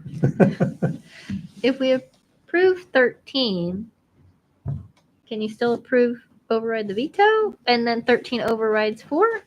Well, once 13 is in effect, it's done. But could you have it as a backup? I'm sorry, Could you have it as a backup? we can in still go case? back to veto it. My point is just to have the discussion on 13. And that's fine. If we can't get there, we can't get there, and then we go back and veto. But number 13 won't be done until it's signed. Pardon me? It won't be done until it is Well, signed. can you Correct. do both? Or no? Pardon Is me? that, can you not do both? I do Can you not do both? Yes, we could override the veto and then also adopt 13, right? And That was 13 the would, process, that's the process that 13 I, would override 4. let me restate it. That's the process I had in mind. I want to get something in place, and that's overturning the veto of 4, which sets it in motion that we can begin to do all the work that we need to do to choose a commission. Once that's done, I drafted 13 with the idea of giving the mayor something that he wanted. And then he has his option of either signing it or vetoing it or sitting on it and letting it become law in 10 days. That's it. It's not that complicated, but we need to have something in place so we can begin this work, because this work has already been delayed over a month. I had intended to send out letters and emails to potential candidates for the commission on April 1st. And the mayor told me when we passed the ordinance on March 27th, I believe, you might need to slip that because I'm not sure I'm going to sign it. So I reconstructed the process, and I'm not going to go back and reconstruct the process until we have an ordinance in place and we know when the clock starts. There's no point in doing that. I don't want to do it over and over and over again. I've already done it several times. There's no point in it. It's not that I'm shying away from work. I have You've done plenty. a binder that's thicker than this with the work that I've done. And again, it isn't the work that I've done that drives this. It's the need to have it, to get started on something that is way overdue. When you explained it like that with the we can vote and then move on to the next, I actually like what you're saying there. And I think that I would like to move forward with that process. And I think it's well said. The real concern is we all want to pass, or I shouldn't say that, but it seems like from the conversations, there's a lot of consensus around 13, which is an extension of the original legislation with just the clarification. The concern is that tonight, after all this time, some new things are brought up. They could have been brought up prior to this. And then this drags out longer from, I don't know, a delay that seems unnecessary. But Melanie, we can answer that question right now, whether something new is going to be brought up. Right now, we can find out. Okay. That's all I'm suggesting. I just don't want, I think Tony did a really nice job of clarifying and trying to lower the temperature where it should have always been for something like this. And I really don't want to see it, I don't like the kind of vitriol that I've seen, here and, elsewhere. And I think that what Tony's trying to do is so fair-minded and so even-handed that that's my only concern, that's what will come from the next discussion, some sort of other, manufactured. Rick, do you have a reaction to Tony's email with the other side of the argument on it and your intentions? I think Tony basically recited the sum and substance. I didn't read his whole email. He attached a letter to an email and said he wants this sent out over his signature to the entire city, which I have a different procedural issue with, but potentially. But I'm guessing he basically recited sum and substance. Yeah. His letter took a long time. That's not a fair guess because Well, it's not. okay, I'm it's not guessing, true. If because you I haven't read it, you haven't read it. But is there an issue with sending that other side of the story argument in the I don't know email? if you're gonna, yeah, there may be, because I don't think that the city email sends out a single councilman's. It's not meant as a debate tool, our city email. There's no prohibition on that. I mean, you send The out your city veto email message. is not meant as a city debate tool. I'd have to read his letter to see what it is. My veto was not sent as a debate issue. It was sent to, it included the city's legislation and the veto of it. But That wasn't a subjective opinion argument. Yes, That was the veto Your and the I legislation. understand, but I it was your choice to email that to all the residents rather than just filing it as a public record. Yes, it was. You didn't need to do that. You weren't Okay, required all to. right, but you're losing the point here. The point is not to debate the quality of my veto or the substance of the veto. The point tonight is there's a motion with a second as to whether or not to override the veto. There is on the agenda at least some legislation to be submitted. You've asked that legislation at least be discussed and considered. I've already said words out loud in this meeting that the The substantive issue that I not process, but language of the legislation, of the heads of the committee, of the commission, which was removed. And I said it wouldn't be my intention to veto things. I understand that. So I've already said it out loud, And and I'm not gonna Rick, say the third. I understand that. I want to go back to the email issue. You sent out a veto message. I'd have to read his email. No, I'm not there yet. You chose to send your veto message to the entire city by email. That was a choice, wasn't required. You could have just filed that as a public record, be on the website, and anyone could go look at it if they want, but you chose to send it to our residents in the city email list. I did. That was a I thought it deliberate was choice, important that the city know what was going on, yes. but that veto message was not balanced or fair in terms of both sides of the argument. All right, well, that's your opinion. The legislation was the other side of the argument. But In my opinion, that was the other side of the But argument. you chose to send it to the entire public using the city email, though. That's my concern. All right, So I'm they have not- one side I'm of the not gonna- story. Jim, I'm not gonna sit here tonight and commit to sending out a Tony Gentili email to the city. I'm not gonna do that. tonight. I'm asking if you're open to doing that. If you're not, I'd like to know. I'll look at it. Because just to See, clarify, we're I getting, said I'll we're look getting, at it. we're getting a What do you lot, want me to do? we're getting a lot of hedging. It's not my intention to veto. That's not, I absolutely will not veto. Where's the Bible for me to put my hand on? I think we need to go through. Camera. I think I've been It's- pretty plain. Audience comments are not now. I apologize. Yes, you should apologize. I suggest that council make its votes. and I just You have know, to add on, I think the words have been said. well, I think council needs to either consider Mr. Lemay's suggestion or make its vote as others wanted to do. But let's proceed, Well, okay? no, This isn't to no, bully. I'm allowed I'm to not here to speak. bully you guys. You're not here to bully me. I'm allowed to speak. Of course. So just to circle back to Tony's letter and the letter you sent out, there were a lot of non-factual things in that letter that were opinions, unsubstantiated by fact, and including assertions of things like intentions of council that were certainly not substantiated by fact, allusions to some sort of violations of sunshine law, which I personally found extremely offensive, and are based on no facts and completely unsubstantiated. And that was sent out, and it actually still is shocking to me that it was sent out. It could have been sent out. I still don't think it should have. Here's what I vetoed, period. That, I vetoed it. No comment.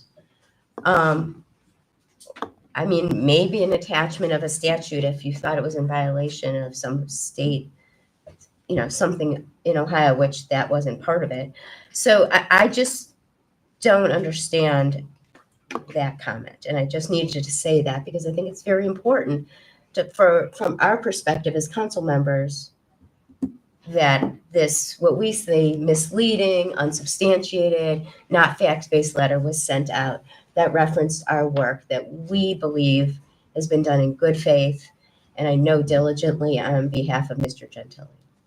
And I'm going to piggyback on that, Melanie. I think that a lot of the discussion leading up to that last vote was about the need for increased community awareness. And I think that the city email list for something that has been talked about as being so important, it seems like it would be a perfect venue for that. Final adoption, pre-veto, just an council's considering this. Here's the ordinance. We feel it's important for everyone to be informed in a very neutral way. I don't know if that's something like a path we want to explore or whatever, but for the first kind of citywide email blast on the topic to be the veto instead of this is really important legislation that's been the topic of several council meetings, make yourself aware of it type of situation. I don't know if that's the right answer, but just in terms of that was a big point of the discussion of making the community aware. Yeah, and it's a Jackie, point well excuse taken. me. It's just where we go with that. I don't think we have a process. Right. No, in place. totally. Yeah. Tony If talked you're about, saying that the first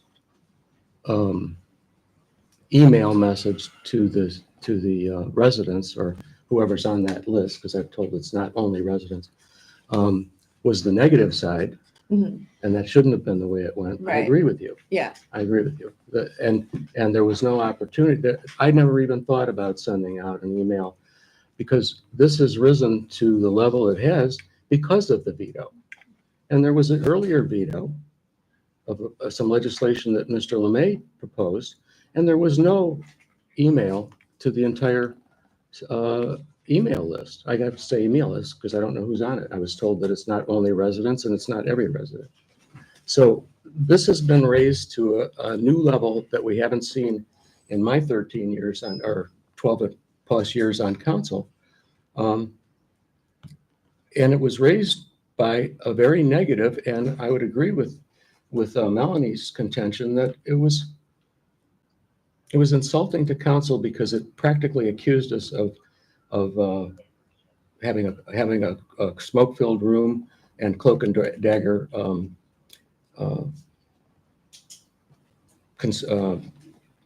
conversations. You may not read it that way, but that's the way a lot of people read it. And that's why I think so many of the responses were the way they were. They hadn't seen the other side of the argument. I think going forward with this commission is going to be extremely important to lay to rest all of these, weird sort of almost conspiracy theory undercurrents that are floating around, and make the process of, the commission's work and also the ultimate discussion in council and the ultimate ballot issue very neutral. And so that's part of the reason why I think we need to get this part of it right, so that we can try to dispel some of the negative, things floating in the air about where did this come from and what's happening and why is council doing this? Well, I can only tell you what my intentions were, and I said them in what I said tonight, and that was that I didn't want my even reading of the 38 things that I found wrong with the charter to drive the process. I didn't enumerate them purposely because what I see as an issue, somebody else might not. My intention as the chair was to keep it moving along and to take a role that was as neutral as anybody could possibly do. If somebody wanted to bring up disbanding council, let's talk about it. If somebody wanted to, bring up doing away with Article 13, I think, which has to do with zoning, because, it doesn't make any sense. Let's talk about it. That's all it was supposed to do. That was the way I saw my role. If I didn't articulate it well enough in all that I wrote and in the process, I apologize. But I always saw my role as a facilitator and someone to help move the process along. And I believe that was a role that we all took on with the last ballot issue, was one of neutrality, that our job as representatives of the city in putting something on the ballot was not for us to take a position inside. It was for us to get the information out to the community, which we did very nicely with that newsletter, with the information packet that we sent out. That's where I see us going with this process, is that same neutral position. People don't know if you're for this or against it. It doesn't matter, because ultimately it's going to go to the voters and it's going to be their decision. That's our job in this. So And that's the most And I- respectful way to treat our community members. it's not to bias them with an opinion, not to share my opinion and weigh in on that, to let them make their own educated decision. And I think we will be sharing that information. Tony talked about a mailer to everybody, that I think we can develop something, or the commission can, however this is going to work. But even now, there's only one side out there about even forming a commission, which is troubling because I agree. there's only one side out there. And then on the sidewalk issue, we worked really, really hard to have a mailer that had pros and cons. And I've got tremendous feedback on that, saying from fair-minded people that it was fair. Yeah. It fairly presented both sides. And unfortunately, that's not out there right now. Well, I think that, I have to say that if one these- thing about, I hate to keep bringing up sidewalks because this isn't about sidewalks, It's not. but there are people who are pro sidewalk who continually denigrate council because we never said we were for sidewalks. We didn't say we were for sidewalks, and we didn't say we were against them. And for me, that was purposeful because I couldn't vote and be for or against something that I didn't know what it was. It's the same with the Beach Brook issue. My friend Manny used to pester me to say whether I was for it or against it. I said, Manny, I cannot tell you whether I'm for or against it because I don't know what it is. I can't tell you my opinion on something until I know what it is. I'm sorry that some of the pro sidewalk people feel that way about council, but I think myself for sure and most of council felt that by not putting out our opinion was the right thing to do.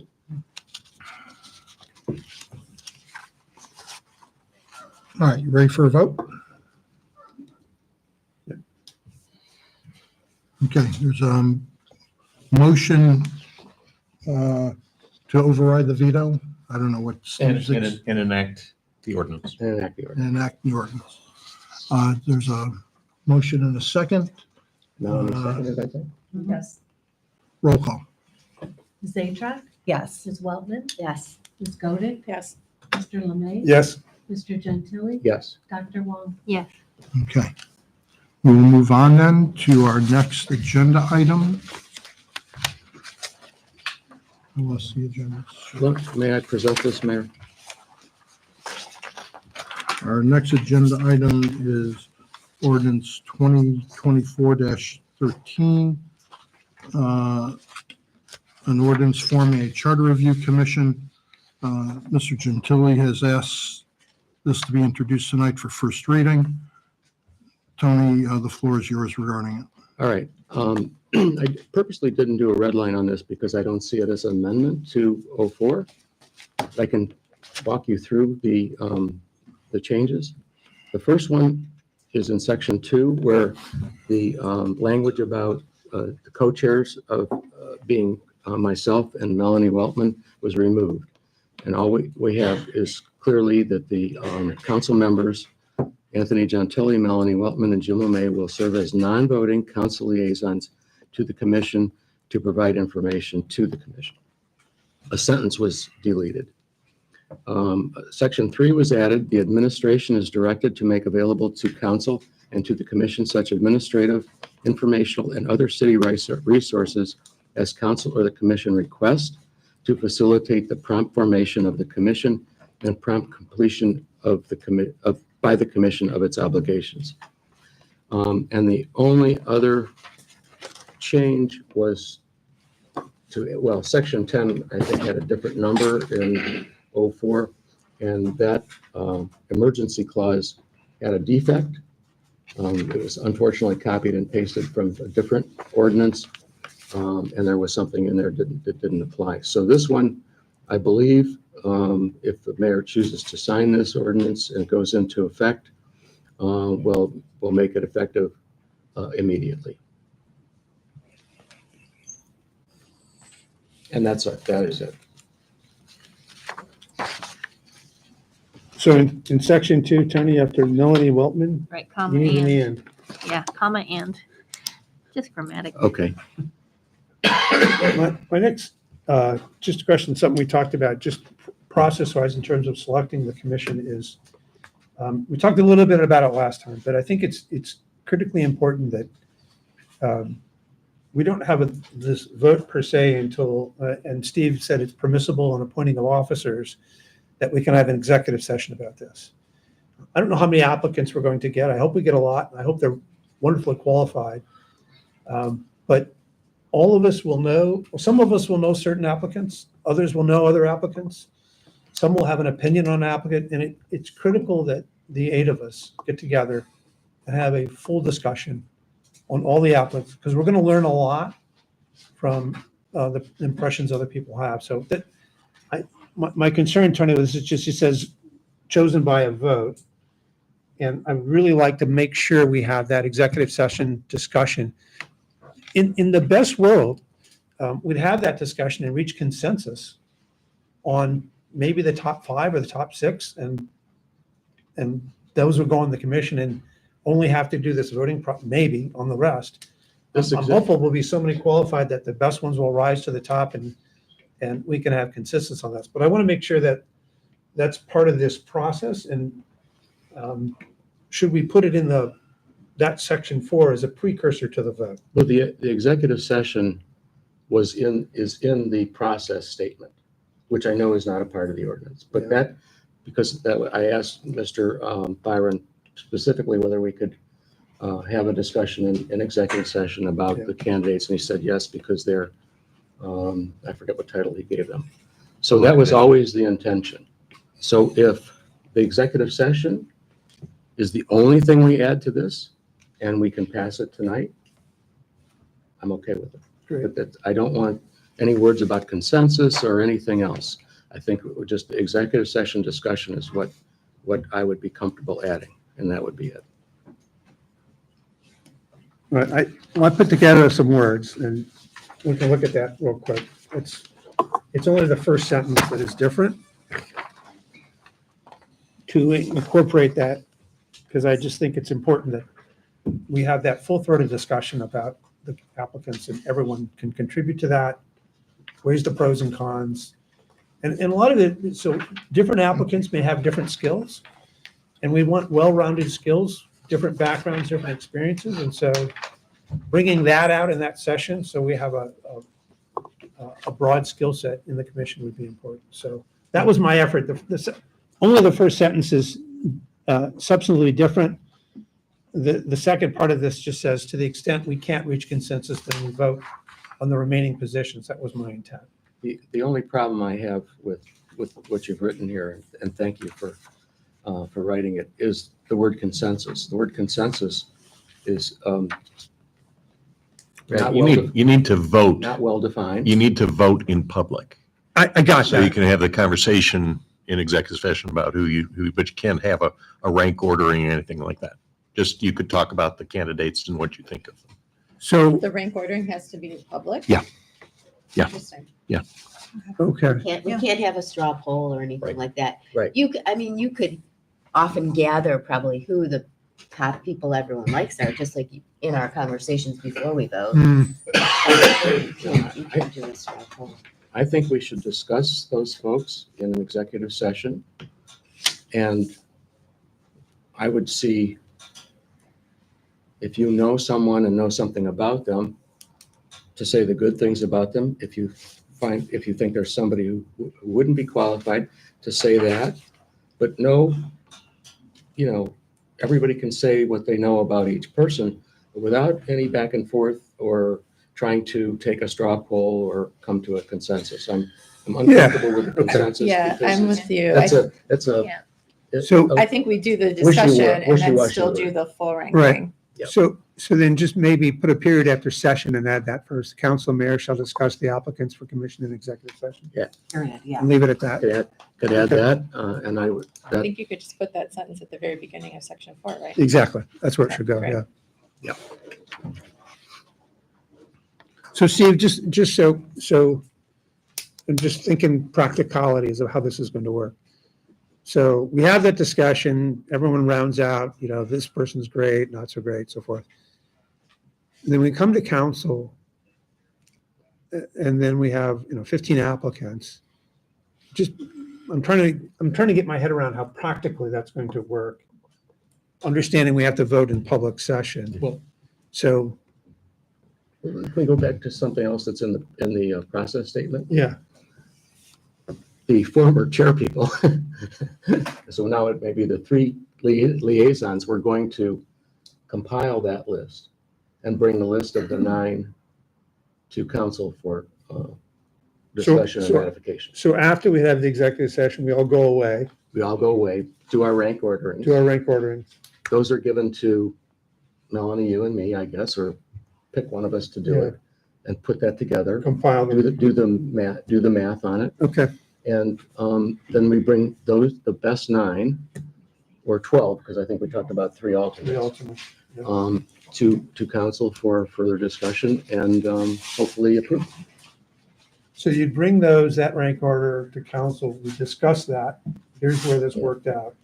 Okay, And people who didn't make the cut. We don't embarrass them by saying that they were considered and left off. You know, it's only the people who make the cut get discussed, and I think It's unnecessary to talk about anybody. Yeah. right. Okay. And I think that's what we avoid. Not appropriate. That's what I The- misunderstood. The We- votes are going to be public record. Those documents will be a public record because they document the activities of what you're voting on in your office. So For the 12 that are 3, if it's, right, yeah, absolutely, that's all public Those are a record. record. Yeah. But I mean, if we don't vote for somebody, my point is that we don't comment on them here. It's not appropriate. Right, It's- right. It's unfair. But that requires everybody to rank however many applicants we get from 1 to 12, if there are more than 12, and not rank the others. I don't think we should put numbers on the people who we feel shouldn't be on the commission. But if you don't do that, then There's a process issue to the point you raised. yeah, if you have don't rank every applicant, we get a pool of 25 applicants, everyone has to get a ranking for this lowest number to work. Well, Unless you, Or everyone beyond 12 gets a number 13. Okay. All right. Right. I mean, I guess that, again, that's a detail, but Right. if does that everybody, work? if everybody follows the Everyone has process to rank 12. your top Yeah. candidates from 1 to 9 12, members, 3 alternates. Yeah, and those are the documents that we share because they're public record. Well, maybe not. I don't think so. No, you're right. It has to go all the way. That's why I think you want to do it backwards. You want to say you've got 1 to 9. Number 9, your first choice. That way the person with the highest, that way you don't have to, I mean, I guess it doesn't, if we get 15 applicants, it doesn't really matter. It doesn't really matter. As long as everybody ranks. Right. But that's when you said, you don't have to rank past 12. If you're doing it, lowest number is best, everyone has to get a rank. You have to force it. Right, yeah. It doesn't matter low to high, high to low, as long as Yeah, you know which is the. if we take the 1s to 12s and put them in the spreadsheet and give them their numbers, then that's the end of it. Everyone- Whoever has the lowest number is on the committee. Right, yeah. But as long as it's everyone past 12 is deemed to have a 13. Deemed. Yeah. So it's automatic. Okay. Then I think that works to your issue. I see what you're saying. Your legislation doesn't discuss alternates. I don't think it needs to. I don't think we have to. What would worry. be the role of the alternate? You mean if someone wasn't able to serve? Yeah, if somebody Or they was had to drop out. Okay,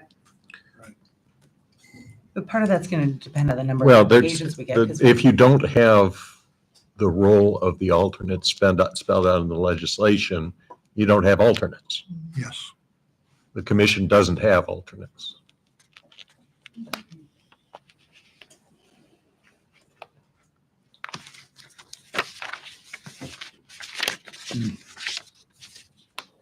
Hmm. I don't know where that went. Okay, One. and then just add the words "and 3 alternates." In section 1. Well, and Your then comma. what I would recommend defining the role of the alternate so that, at what point, In this legislation? at what point do they, are they permitted to participate in the conversations? Well, I think we have to come back then because we're getting a lot of changes. I think, but with that, Tony, I would leave the alternates out. We agreed up to 9. We don't know if we're even going to achieve 9. We'll see how many applicants we get. I think then now looking for 12 is then increasing that number further. Maybe we just Good stick with the point. 9. Let's address the need for somebody to pinch hit for one of the 9 when that comes up. Well, and it was up to, so if somebody can't serve, the commission's at 8. Like, we have that language in there as a provision that it That's right. doesn't have to be 9. 9 was Jackie's idea to kind of round that out. Yeah. We had less than that And anyway. make the committees, the subcommittees 3s. Yeah, I think we're increasing the size by putting the alternates in there and then Yeah. just muddying Very good point. Thank you. the issue. I think we should leave that alone. We could add the "and" in section 2 and the first sentence of what Mr. Lemay wrote to section 4. Well, just through the word session, period. So part of my first sentence. Yeah, up to session.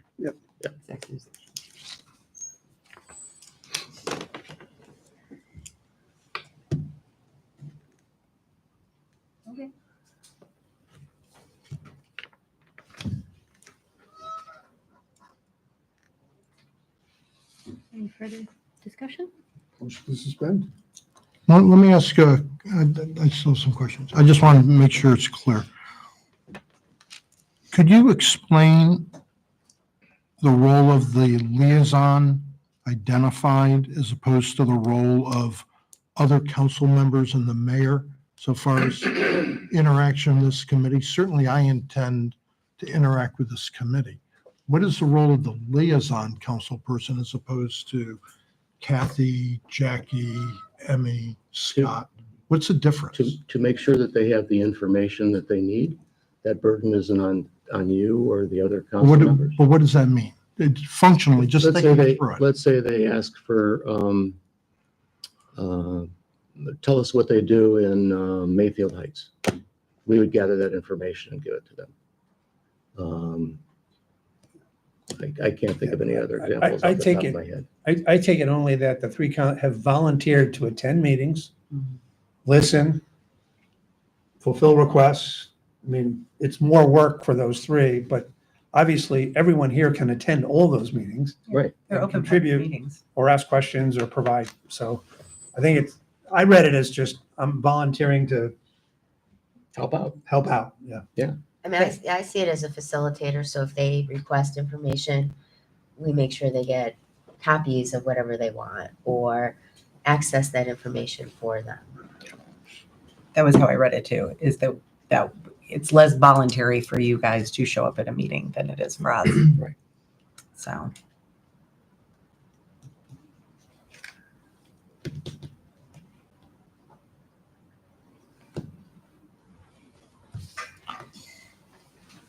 Would council consider, as they do in many other communities, in fact, almost all the ones that I've ever looked at so far as their commissions, that the council and the mayor actually have different roles in this world. And that in all the commissions that I've looked at, and there may be exceptions, the mayor always has an independent, at least two member appointment to the commission. As it's set up here, it's simply one of eight, with a diluted role, really. And that's not the way I see it carried out in the other commission structures or appointment structures that I've seen. You've probably seen this since you've studied them. Yeah, I think there's one that allows the mayor additional appointments, but intentionally set it up this way because an elected official is an elected official. We are all in some ways equal. We're all elected by everybody, and I don't think any one person should have an outsized role in selecting the members of the commission. And I also think it's important what we spoke about before is that we all know different people who might apply and we can all speak to their qualifications differently, but we don't know everybody. So it helps with a bias towards the people you know when you have 8 people looking at the applicants. Are there going to be interviews of these people? Or just basically on the basis of the application? I thought about it, and I'm wondering that in the executive session, that's an issue that should be discussed. If the information on someone wasn't complete, would a group of those 8 people have a separate conversation to say, I need more information about X or Y before we can fully consider your application? I would be open to possibly having that depending on who we get and what we get. So I'm flexible on that point. It's a fair point. I don't think we should require interviews. No, not necessarily. They may have a very full application. They may be well-known to a whole bunch of us. And we'd say, very comfortable with this person, been involved in the community for 20 years. But maybe there's others where there's not enough information and it'd be worthy to fill it out a little bit by having that. So maybe we have 1 executive session and 2 executive sessions to follow through on that. That's a possibility.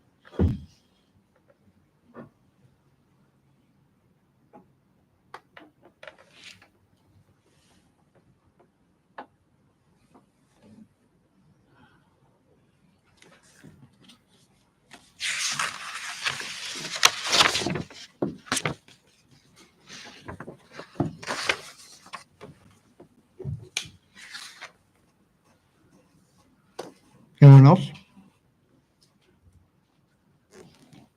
Okay. Well, it's first reading night unless you want to do anything else with it. Make a motion to suspend? It's up That to you, seems to be ladies, the who sentiment wants that to. we had earlier, so I would move to suspend. A second? Any further discussion? Roll call. Ms. Atruk, Yes. Ms. Weltman, Yes. Ms. Godick, Yes. Mr. Lemay. Yes. Mr. Gentili. Yes. Dr. Wong. Yes. And then we'd entertain a motion to adopt 2024-13. Wait, there's an amendment in it, with the addition of that word "and," I guess. And Is that the only change? And the Section first, Oh, no, you had a whole sentence. the first few words of Mr. Lemay's. Let me read into the record, adding to the first sentence of section 4, the sentence, "The council and the mayor shall discuss the applicants for the commission in executive session, period." Adding as the first sentence of section 4. Do we have to do anything else to incorporate that? No, just to take a motion, a second on the amendments, Okay. and they'll be amended. Motion and second on those amendments. Motion. So I'll move it. Second. We vote on that. Yeah, and Unless there's discussion. any discussion on the amendments? Roll call, please. Ms. Atruk, Yes. Ms. Weltman, Yes. Ms. Godick, Yes. Mr. Lemay, Yes. Mr. Gentili, Yes. Dr. Wong. Yes. All right, and then as amended, a motion for the adoption of 2024-13. I'll move it. Second. Any further discussion? Hearing none, roll call, please. Ms. Atruk, Yes. Ms. Weltman, Yes. Ms. Godick, Yes. Mr. Lemay, Yes. Mr. Gentili, Yes. Dr. Wong. Yes. All right, that's adopted. That brings us to reports of the committees and department heads. We had a planning commission meeting. There was one issue on that planning commission meeting that I simply respectfully ask you not to go into detail about because council has to Oh, consider But the it. prior one, the first one. Yeah, the one that we had, Riparian. the church sign one. Yeah, we're Since not we have to talking dis- about that. Right. No, we're not talking about that tonight. There was another issue regarding a riparian setback. It was for a new house build on Pebblebrook. The request was to cover 150 feet of the creek. There was some allusion to previous attempts to do something with the property and the creek and the riparian setback being a concern. 2 to 3 neighbors showed up commenting and with concerns about covering the creek. I personally had some questions and concerns. The variance was granted. And then I believe we only had the one other issue. Right, and that, Alan Brown, is that, he was on the agenda. oh yeah, what did we do with Ellen Right. Brown? I can't remember. I think Oh, you're right. We did have, His we sublot. had a variance that had once been renewed. The variance had lapsed. It had to do with changing of setbacks on, I'm forgetting the street, the newer street, Cedar Lakes. Cedar Lakes. On 2 parcels of land, no current house planned to be built on either parcel, but this is by the developer. We granted the variance, however, we had a discussion, there were some perhaps changes in what the request was, and those were not granted, only the original variance was granted. With the limitations. With that the it- same limitations in effect that had been in place. And this is something going back, some of the limitations predated, I believe, even the first variance related to when the street was put in. That was my understanding. I Well, think they predated my time Right, there was a on requirement, on sorry, planning and zoning. yeah, there was a requirement that a certain area of the property not be touched, that it be preserved as is, so the buffer and the wetlands are protected. And that is a deed restriction that's on the property, that all stayed in place. And there were some, just for everyone's knowledge, there were some community members who have come previously who have concerns about development on this property and concerns about the granting of the variance. This variance has previously been granted though, and no homes have yet been built. One of their concerns has to do with assurances regarding the preservation of this buffer. I think they also have some other concerns, but probably their biggest concern is this buffer and water related to the development of this land. Water movement towards their property, if that helps. Did it lapse because they just didn't build soon enough? Is that? Yes. Okay. And they had renewed it once. There was kind of, this time there was a bigger gap, I believe. You have 1 year to commence construction. Mhm. They didn't commence construction, and it's been over a year, so. But there were no other facts that were different from the initial approval. So based upon that, if the facts haven't changed, the law hasn't changed, the approval was renewed. And the variance, I guess, this is getting a little specific, but basically moved the house, allowed them to move the house closer to the street because of they didn't get more land. They also, their setback in the back kind of moved. So it kind of just shifted forward. It actually increases the buffer area. And they agreed to a limitation on the house size that isn't actually, that isn't otherwise. And that So also. Is there any restriction on how many times the variance could be renewed without somebody building, Steve? No. No, it's limitless. They just have to come back. If they let it lapse, then they would have to. Yeah, Approve, I the 1 year requirement is the reasonable period of time that people could usually get financing Sure. or whatever. And then there's almost a presumption in the code that if nothing happens in a year, nothing It's happening. nothing has happened yet. Right. So, but they went past that, so they couldn't take advantage of it, a second extension. And am I correct in understanding that the buffer is stands alone though, as a separate protection? Yes, yes. Okay. So the variance doesn't impact the buffer except to the extent that they're not permitted to put more house.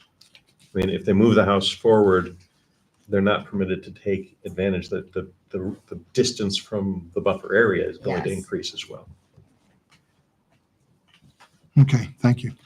I wanted to speak up real quickly about just parks and beautification, Oh, if that's okay, during committees. I just wanted to remind everybody that applications, we're still taking applications for resident members of the Parks and Beautification Committee. We're looking to extend the deadline, and I'm hoping that Becky will maybe send an e-blast out to the community. I don't think an email about it has gone out, but we would like interested parties to, that you can find the application on the city website if you are interested in applying. yeah, I think we did include it in the Pepper Pike Post. It was in the Pepper Pike Post, right? It was a little bit buried in there. I wonder if Okay. specific, I'll reach out to Becky tomorrow, but I just want to remind everybody if you were interested in applying. Thank you. Okay. Chief, you got what you needed tonight. Anything more? Nothing to report. Okay, sir. Chief Frazier is at a out of town training session tonight. Jim? Nothing neat. Just, we do have an MCIP funding application that's going to be due in May. This is the Regional Sewer District funding opportunities for some of the, the shared funding that they've been able to provide for sanitary sewer installation, pump station work, that type of thing. Met with them this past week, talked about different possible locations where we could get some funding. It was a pretty positive meeting. They actually have allocated more funds for this particular effort this year as a standalone year. They've added, I think, an additional $10 million of funding available. So we work with the Board of Health to determine the best locations for getting the most competitive funding application together based on how, what sections of town have sort of the worst discharge areas and things like that. So we are working with putting that together. I would like to have something in front of council next week just to give the mayor authorization to apply for funds. I will not have any application finished at this point. We're still working out the details of that. Board of Health was out yesterday before the storm, fortunately, doing samples on structures. So Would this be for a brand new sewer This would be another section, like we got funding for Belgrave this past year. Right, All right, so this would be another portion of Pepper Pike. Yeah, okay, a brand new, brand new sanitary. not sewer. off the Shaker lines, there's It's- someplace No, it else. would be a different location. Okay. Yes. Do we know Do we where have- that? We're looking, if you look at the map, what you kind of consider sort of the southwest quadrant, so south of Shaker and west of Lander. There's quite a few streets in there that almost that entire area has no sewer. So, South of Shaker and west of. yeah, if you think about a quadrant there, I think south of Shaker Boulevard, west of Lander, between Brainerd and Lander. So South Woodland, Bolingbrook, Bremerton, Belcourt, okay. that stuff Oh. over there. So that's an older section of town. There are some serious water quality issues throughout that entire region. So we're trying to help pinpoint the best starting spot over there. Hey, remind me, how far does the sewer go on South Woodland? I know. that It stops at Lander. It stops at. Yeah, it actually heads south on Lander, but it goes Lander and heads down South Woodland. Gotcha. So this is sort of the western half of South Woodland would be a part of the target, I guess. Is Summit on that line? or Bryce? Summit is Summit's not. Summit has never connected to that line. There's And actually an Bryce? easement through. Bryce? Bryce has sanitary sewer, yeah. So I will have something, some documentation to give the mayor authorization to apply for funds. We would like to be pretty aggressive in trying to get as big a chunk as we can for this next piece.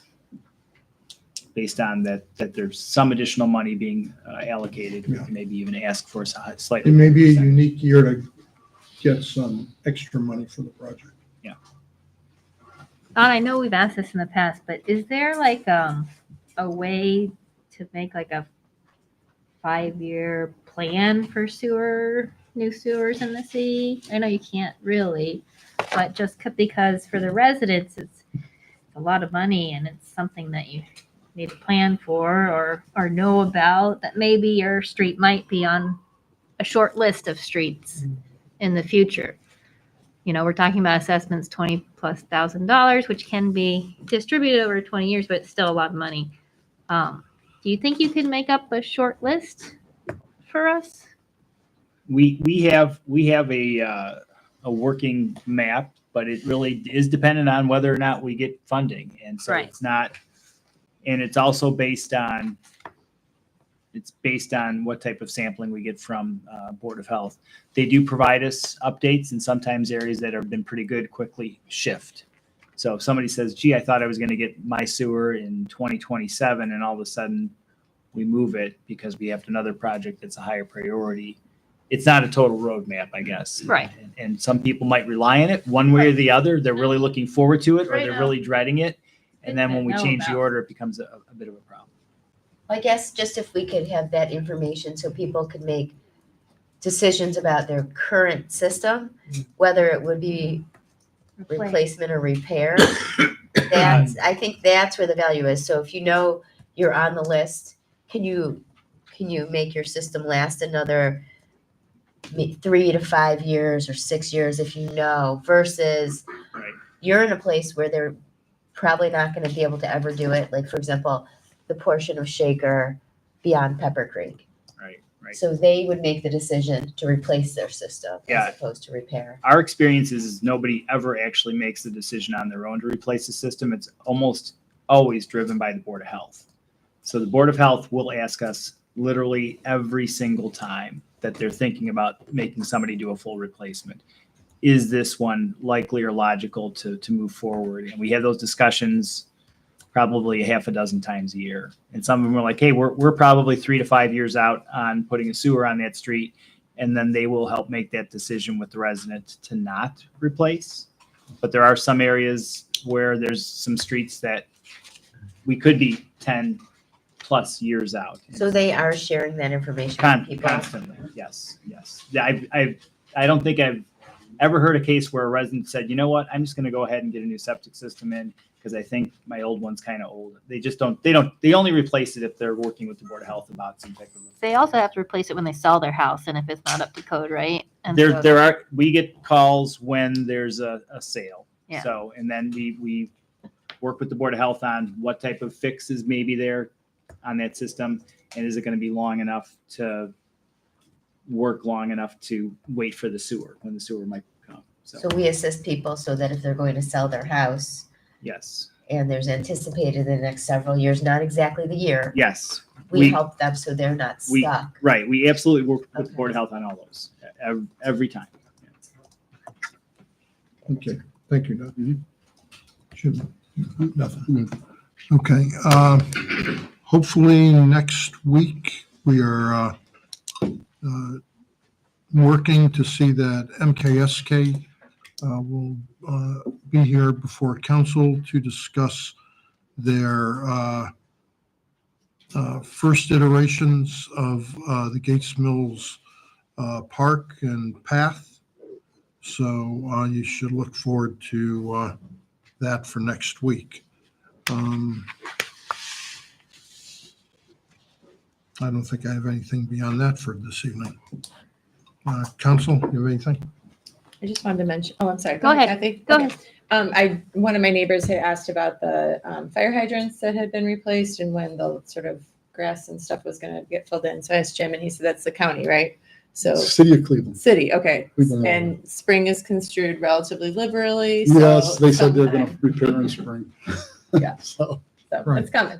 Right, and that's on Shaker Boulevard also with the, there's still some landscaping that the contractor is responsible for as the dirt has been settling out, with reseeding necessary, maybe some additional dirt put in. So that's going on also if anyone gets inquiries regarding that, but the contractor is still working on that. Kathy?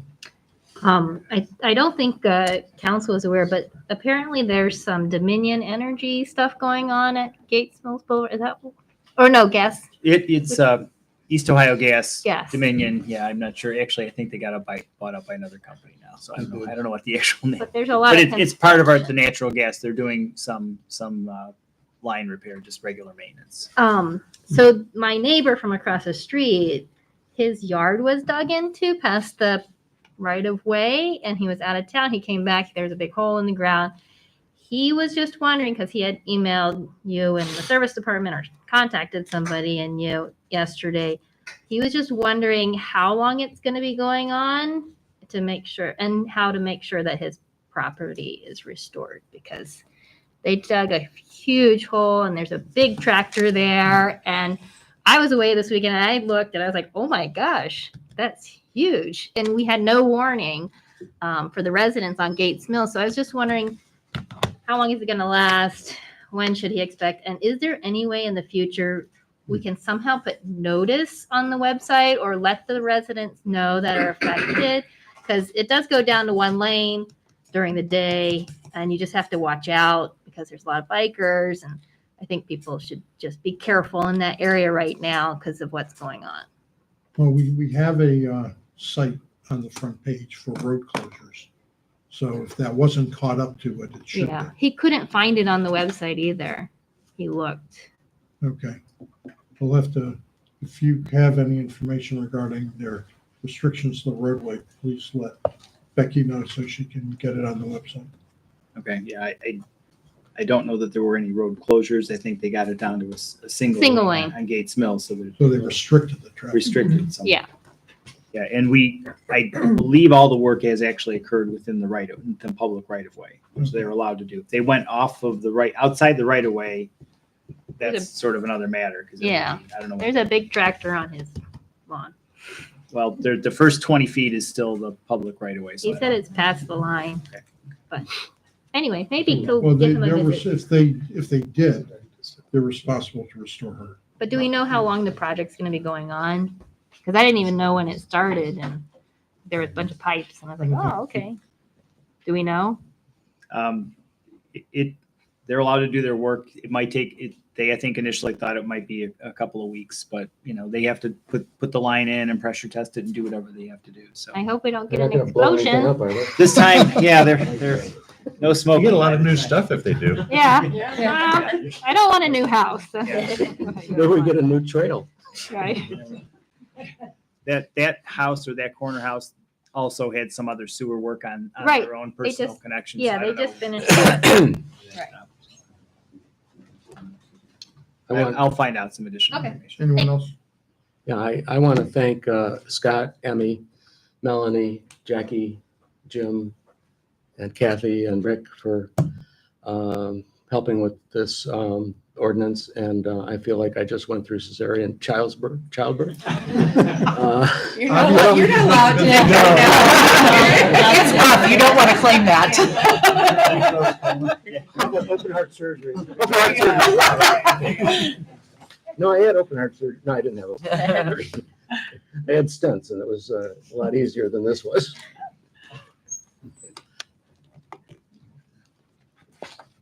Okay, anyone else? All right, audience comments, any? We'll move on. Mr. Knapp, welcome back from Florida.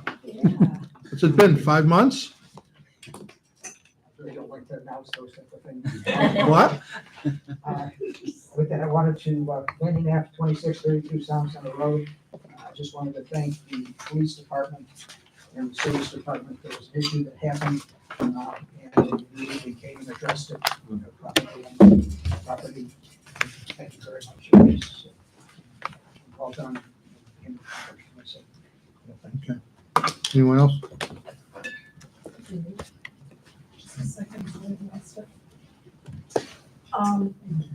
Peg Korenick, 29300 Shaker Boulevard. I'm really representing Luann Graham, who couldn't be here tonight. She sent me this text, and I would like to just read it to you.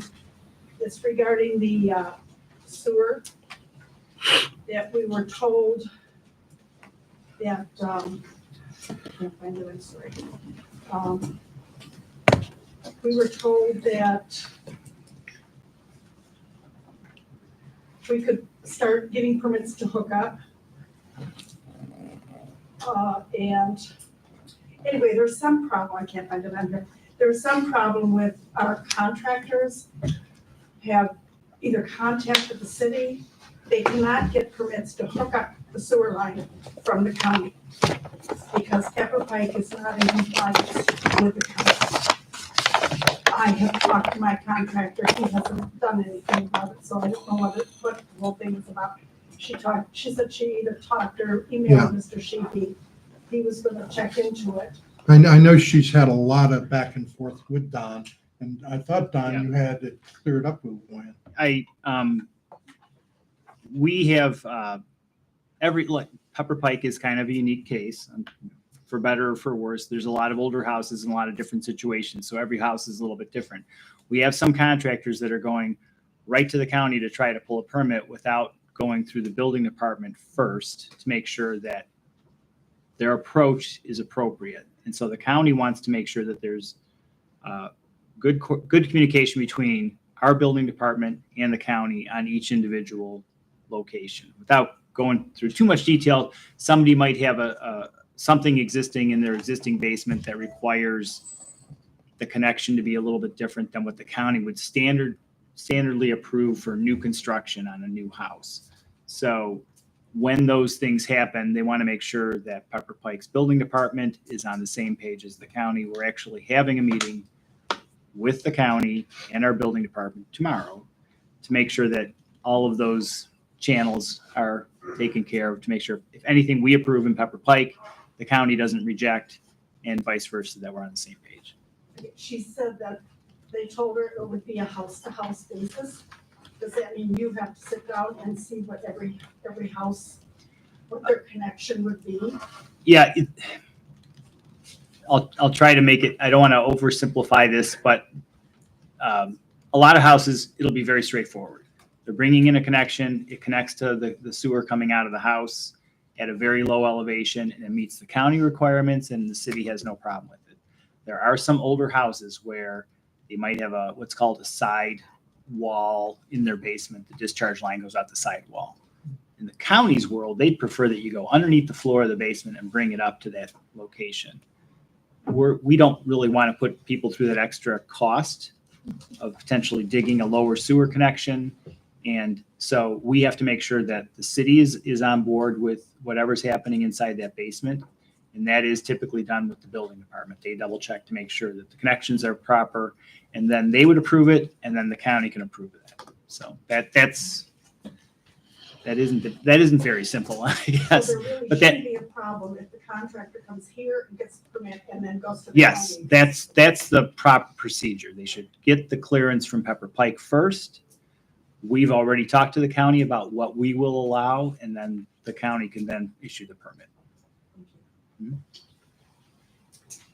Anyone else? Yes. Hi, I'm Hi, Jean Jean. Gascoigne, 30496 West Landerwood.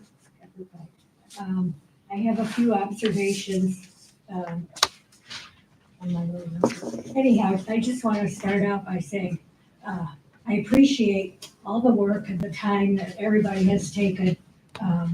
And I also appreciate the fact that we haven't been encouraged to, hurry up the meeting given the time. But I also, overall, what I am perceiving is fear. There's so much fear. I do also appreciate all the words, and I don't know, the ordinances and this and that.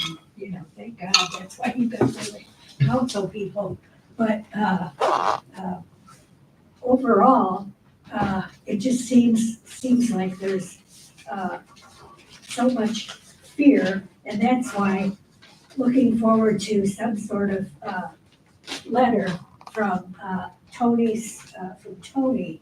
I appreciate seeing in the mail. When I was out of town when I got my mail and I got home, and the letter from you, Mayor, I was like, oh my God, what's happening? And then, it was a letter that I just wondered, I was curious, how do you pay for it? Who pays for a letter like that? Another observation is having this the whole thing and comparing us to other suburbs. I think, since it just makes us the optics. You guys talk about the optics. That Pepper Pike is exclusive. We don't need to make any changes or update anything. And it just seems like a matter of business. It's just like we've always lived at the castle and we don't have to change anything. To compare this to sidewalks, and some people talked about how this could be divisive and confusion. I think that just the suggestion of those things, it seems like a little bit of gaslighting maybe to me. I think that opinion versus fact for me and everybody is important. And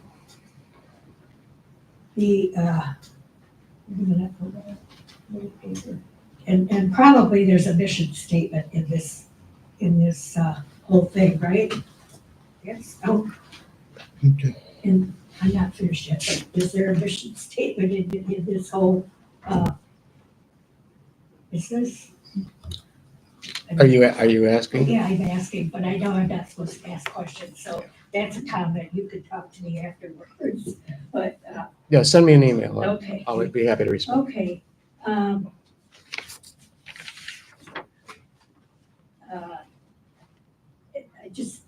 I think that,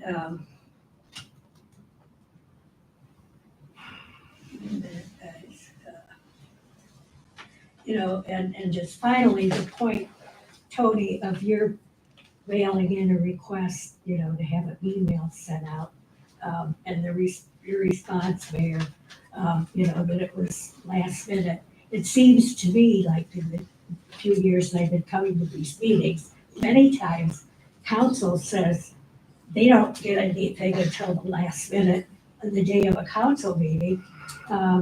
Maybe I'm trying to compare apples to apples, so that's another comment I have to make. And I think that's all I have. Thank you, to Jane. say, so, Anyone else? thank you. Anyone else? Sir Thompson? Yes, William Thompson, 30500 Providence. Again, I'll offer my apologies to Councilman Gentile for interrupting before. That was inappropriate. I will not do that again. The comparison to sidewalks is a very interesting question. Really, I think the intent was to maximize the chance for success in a charter review. If we think about I heard the phrase due diligence a lot when we talked about sidewalks. Taking a pulse of the city and like, what are you comfortable with? To what extent do you want to see changes? Is a really valuable thing. So when the actual ordinance was formed, it was already kind of out there. You already had some guide rails of what generally people thought. That's how I saw the request, to ask people in advance, not to stop it, not to slow it down, but in fact, to maximize the chances that when something does go to the voters at the tail end of the process, to say, you already kind of got, you used the word straw poll before, you already kind of had some input beforehand of what's probably going to pass, instead of asking them at the very end and saying, geez, we put a lot of work into this, I hope it passes, you already got some input up front. That was the only reason to compare those two, because sidewalks succeeded, and I think we would all like a charter review that has a lot of energy and effort put into it to also pass. Okay, thank you. Okay, we're going to adjourn.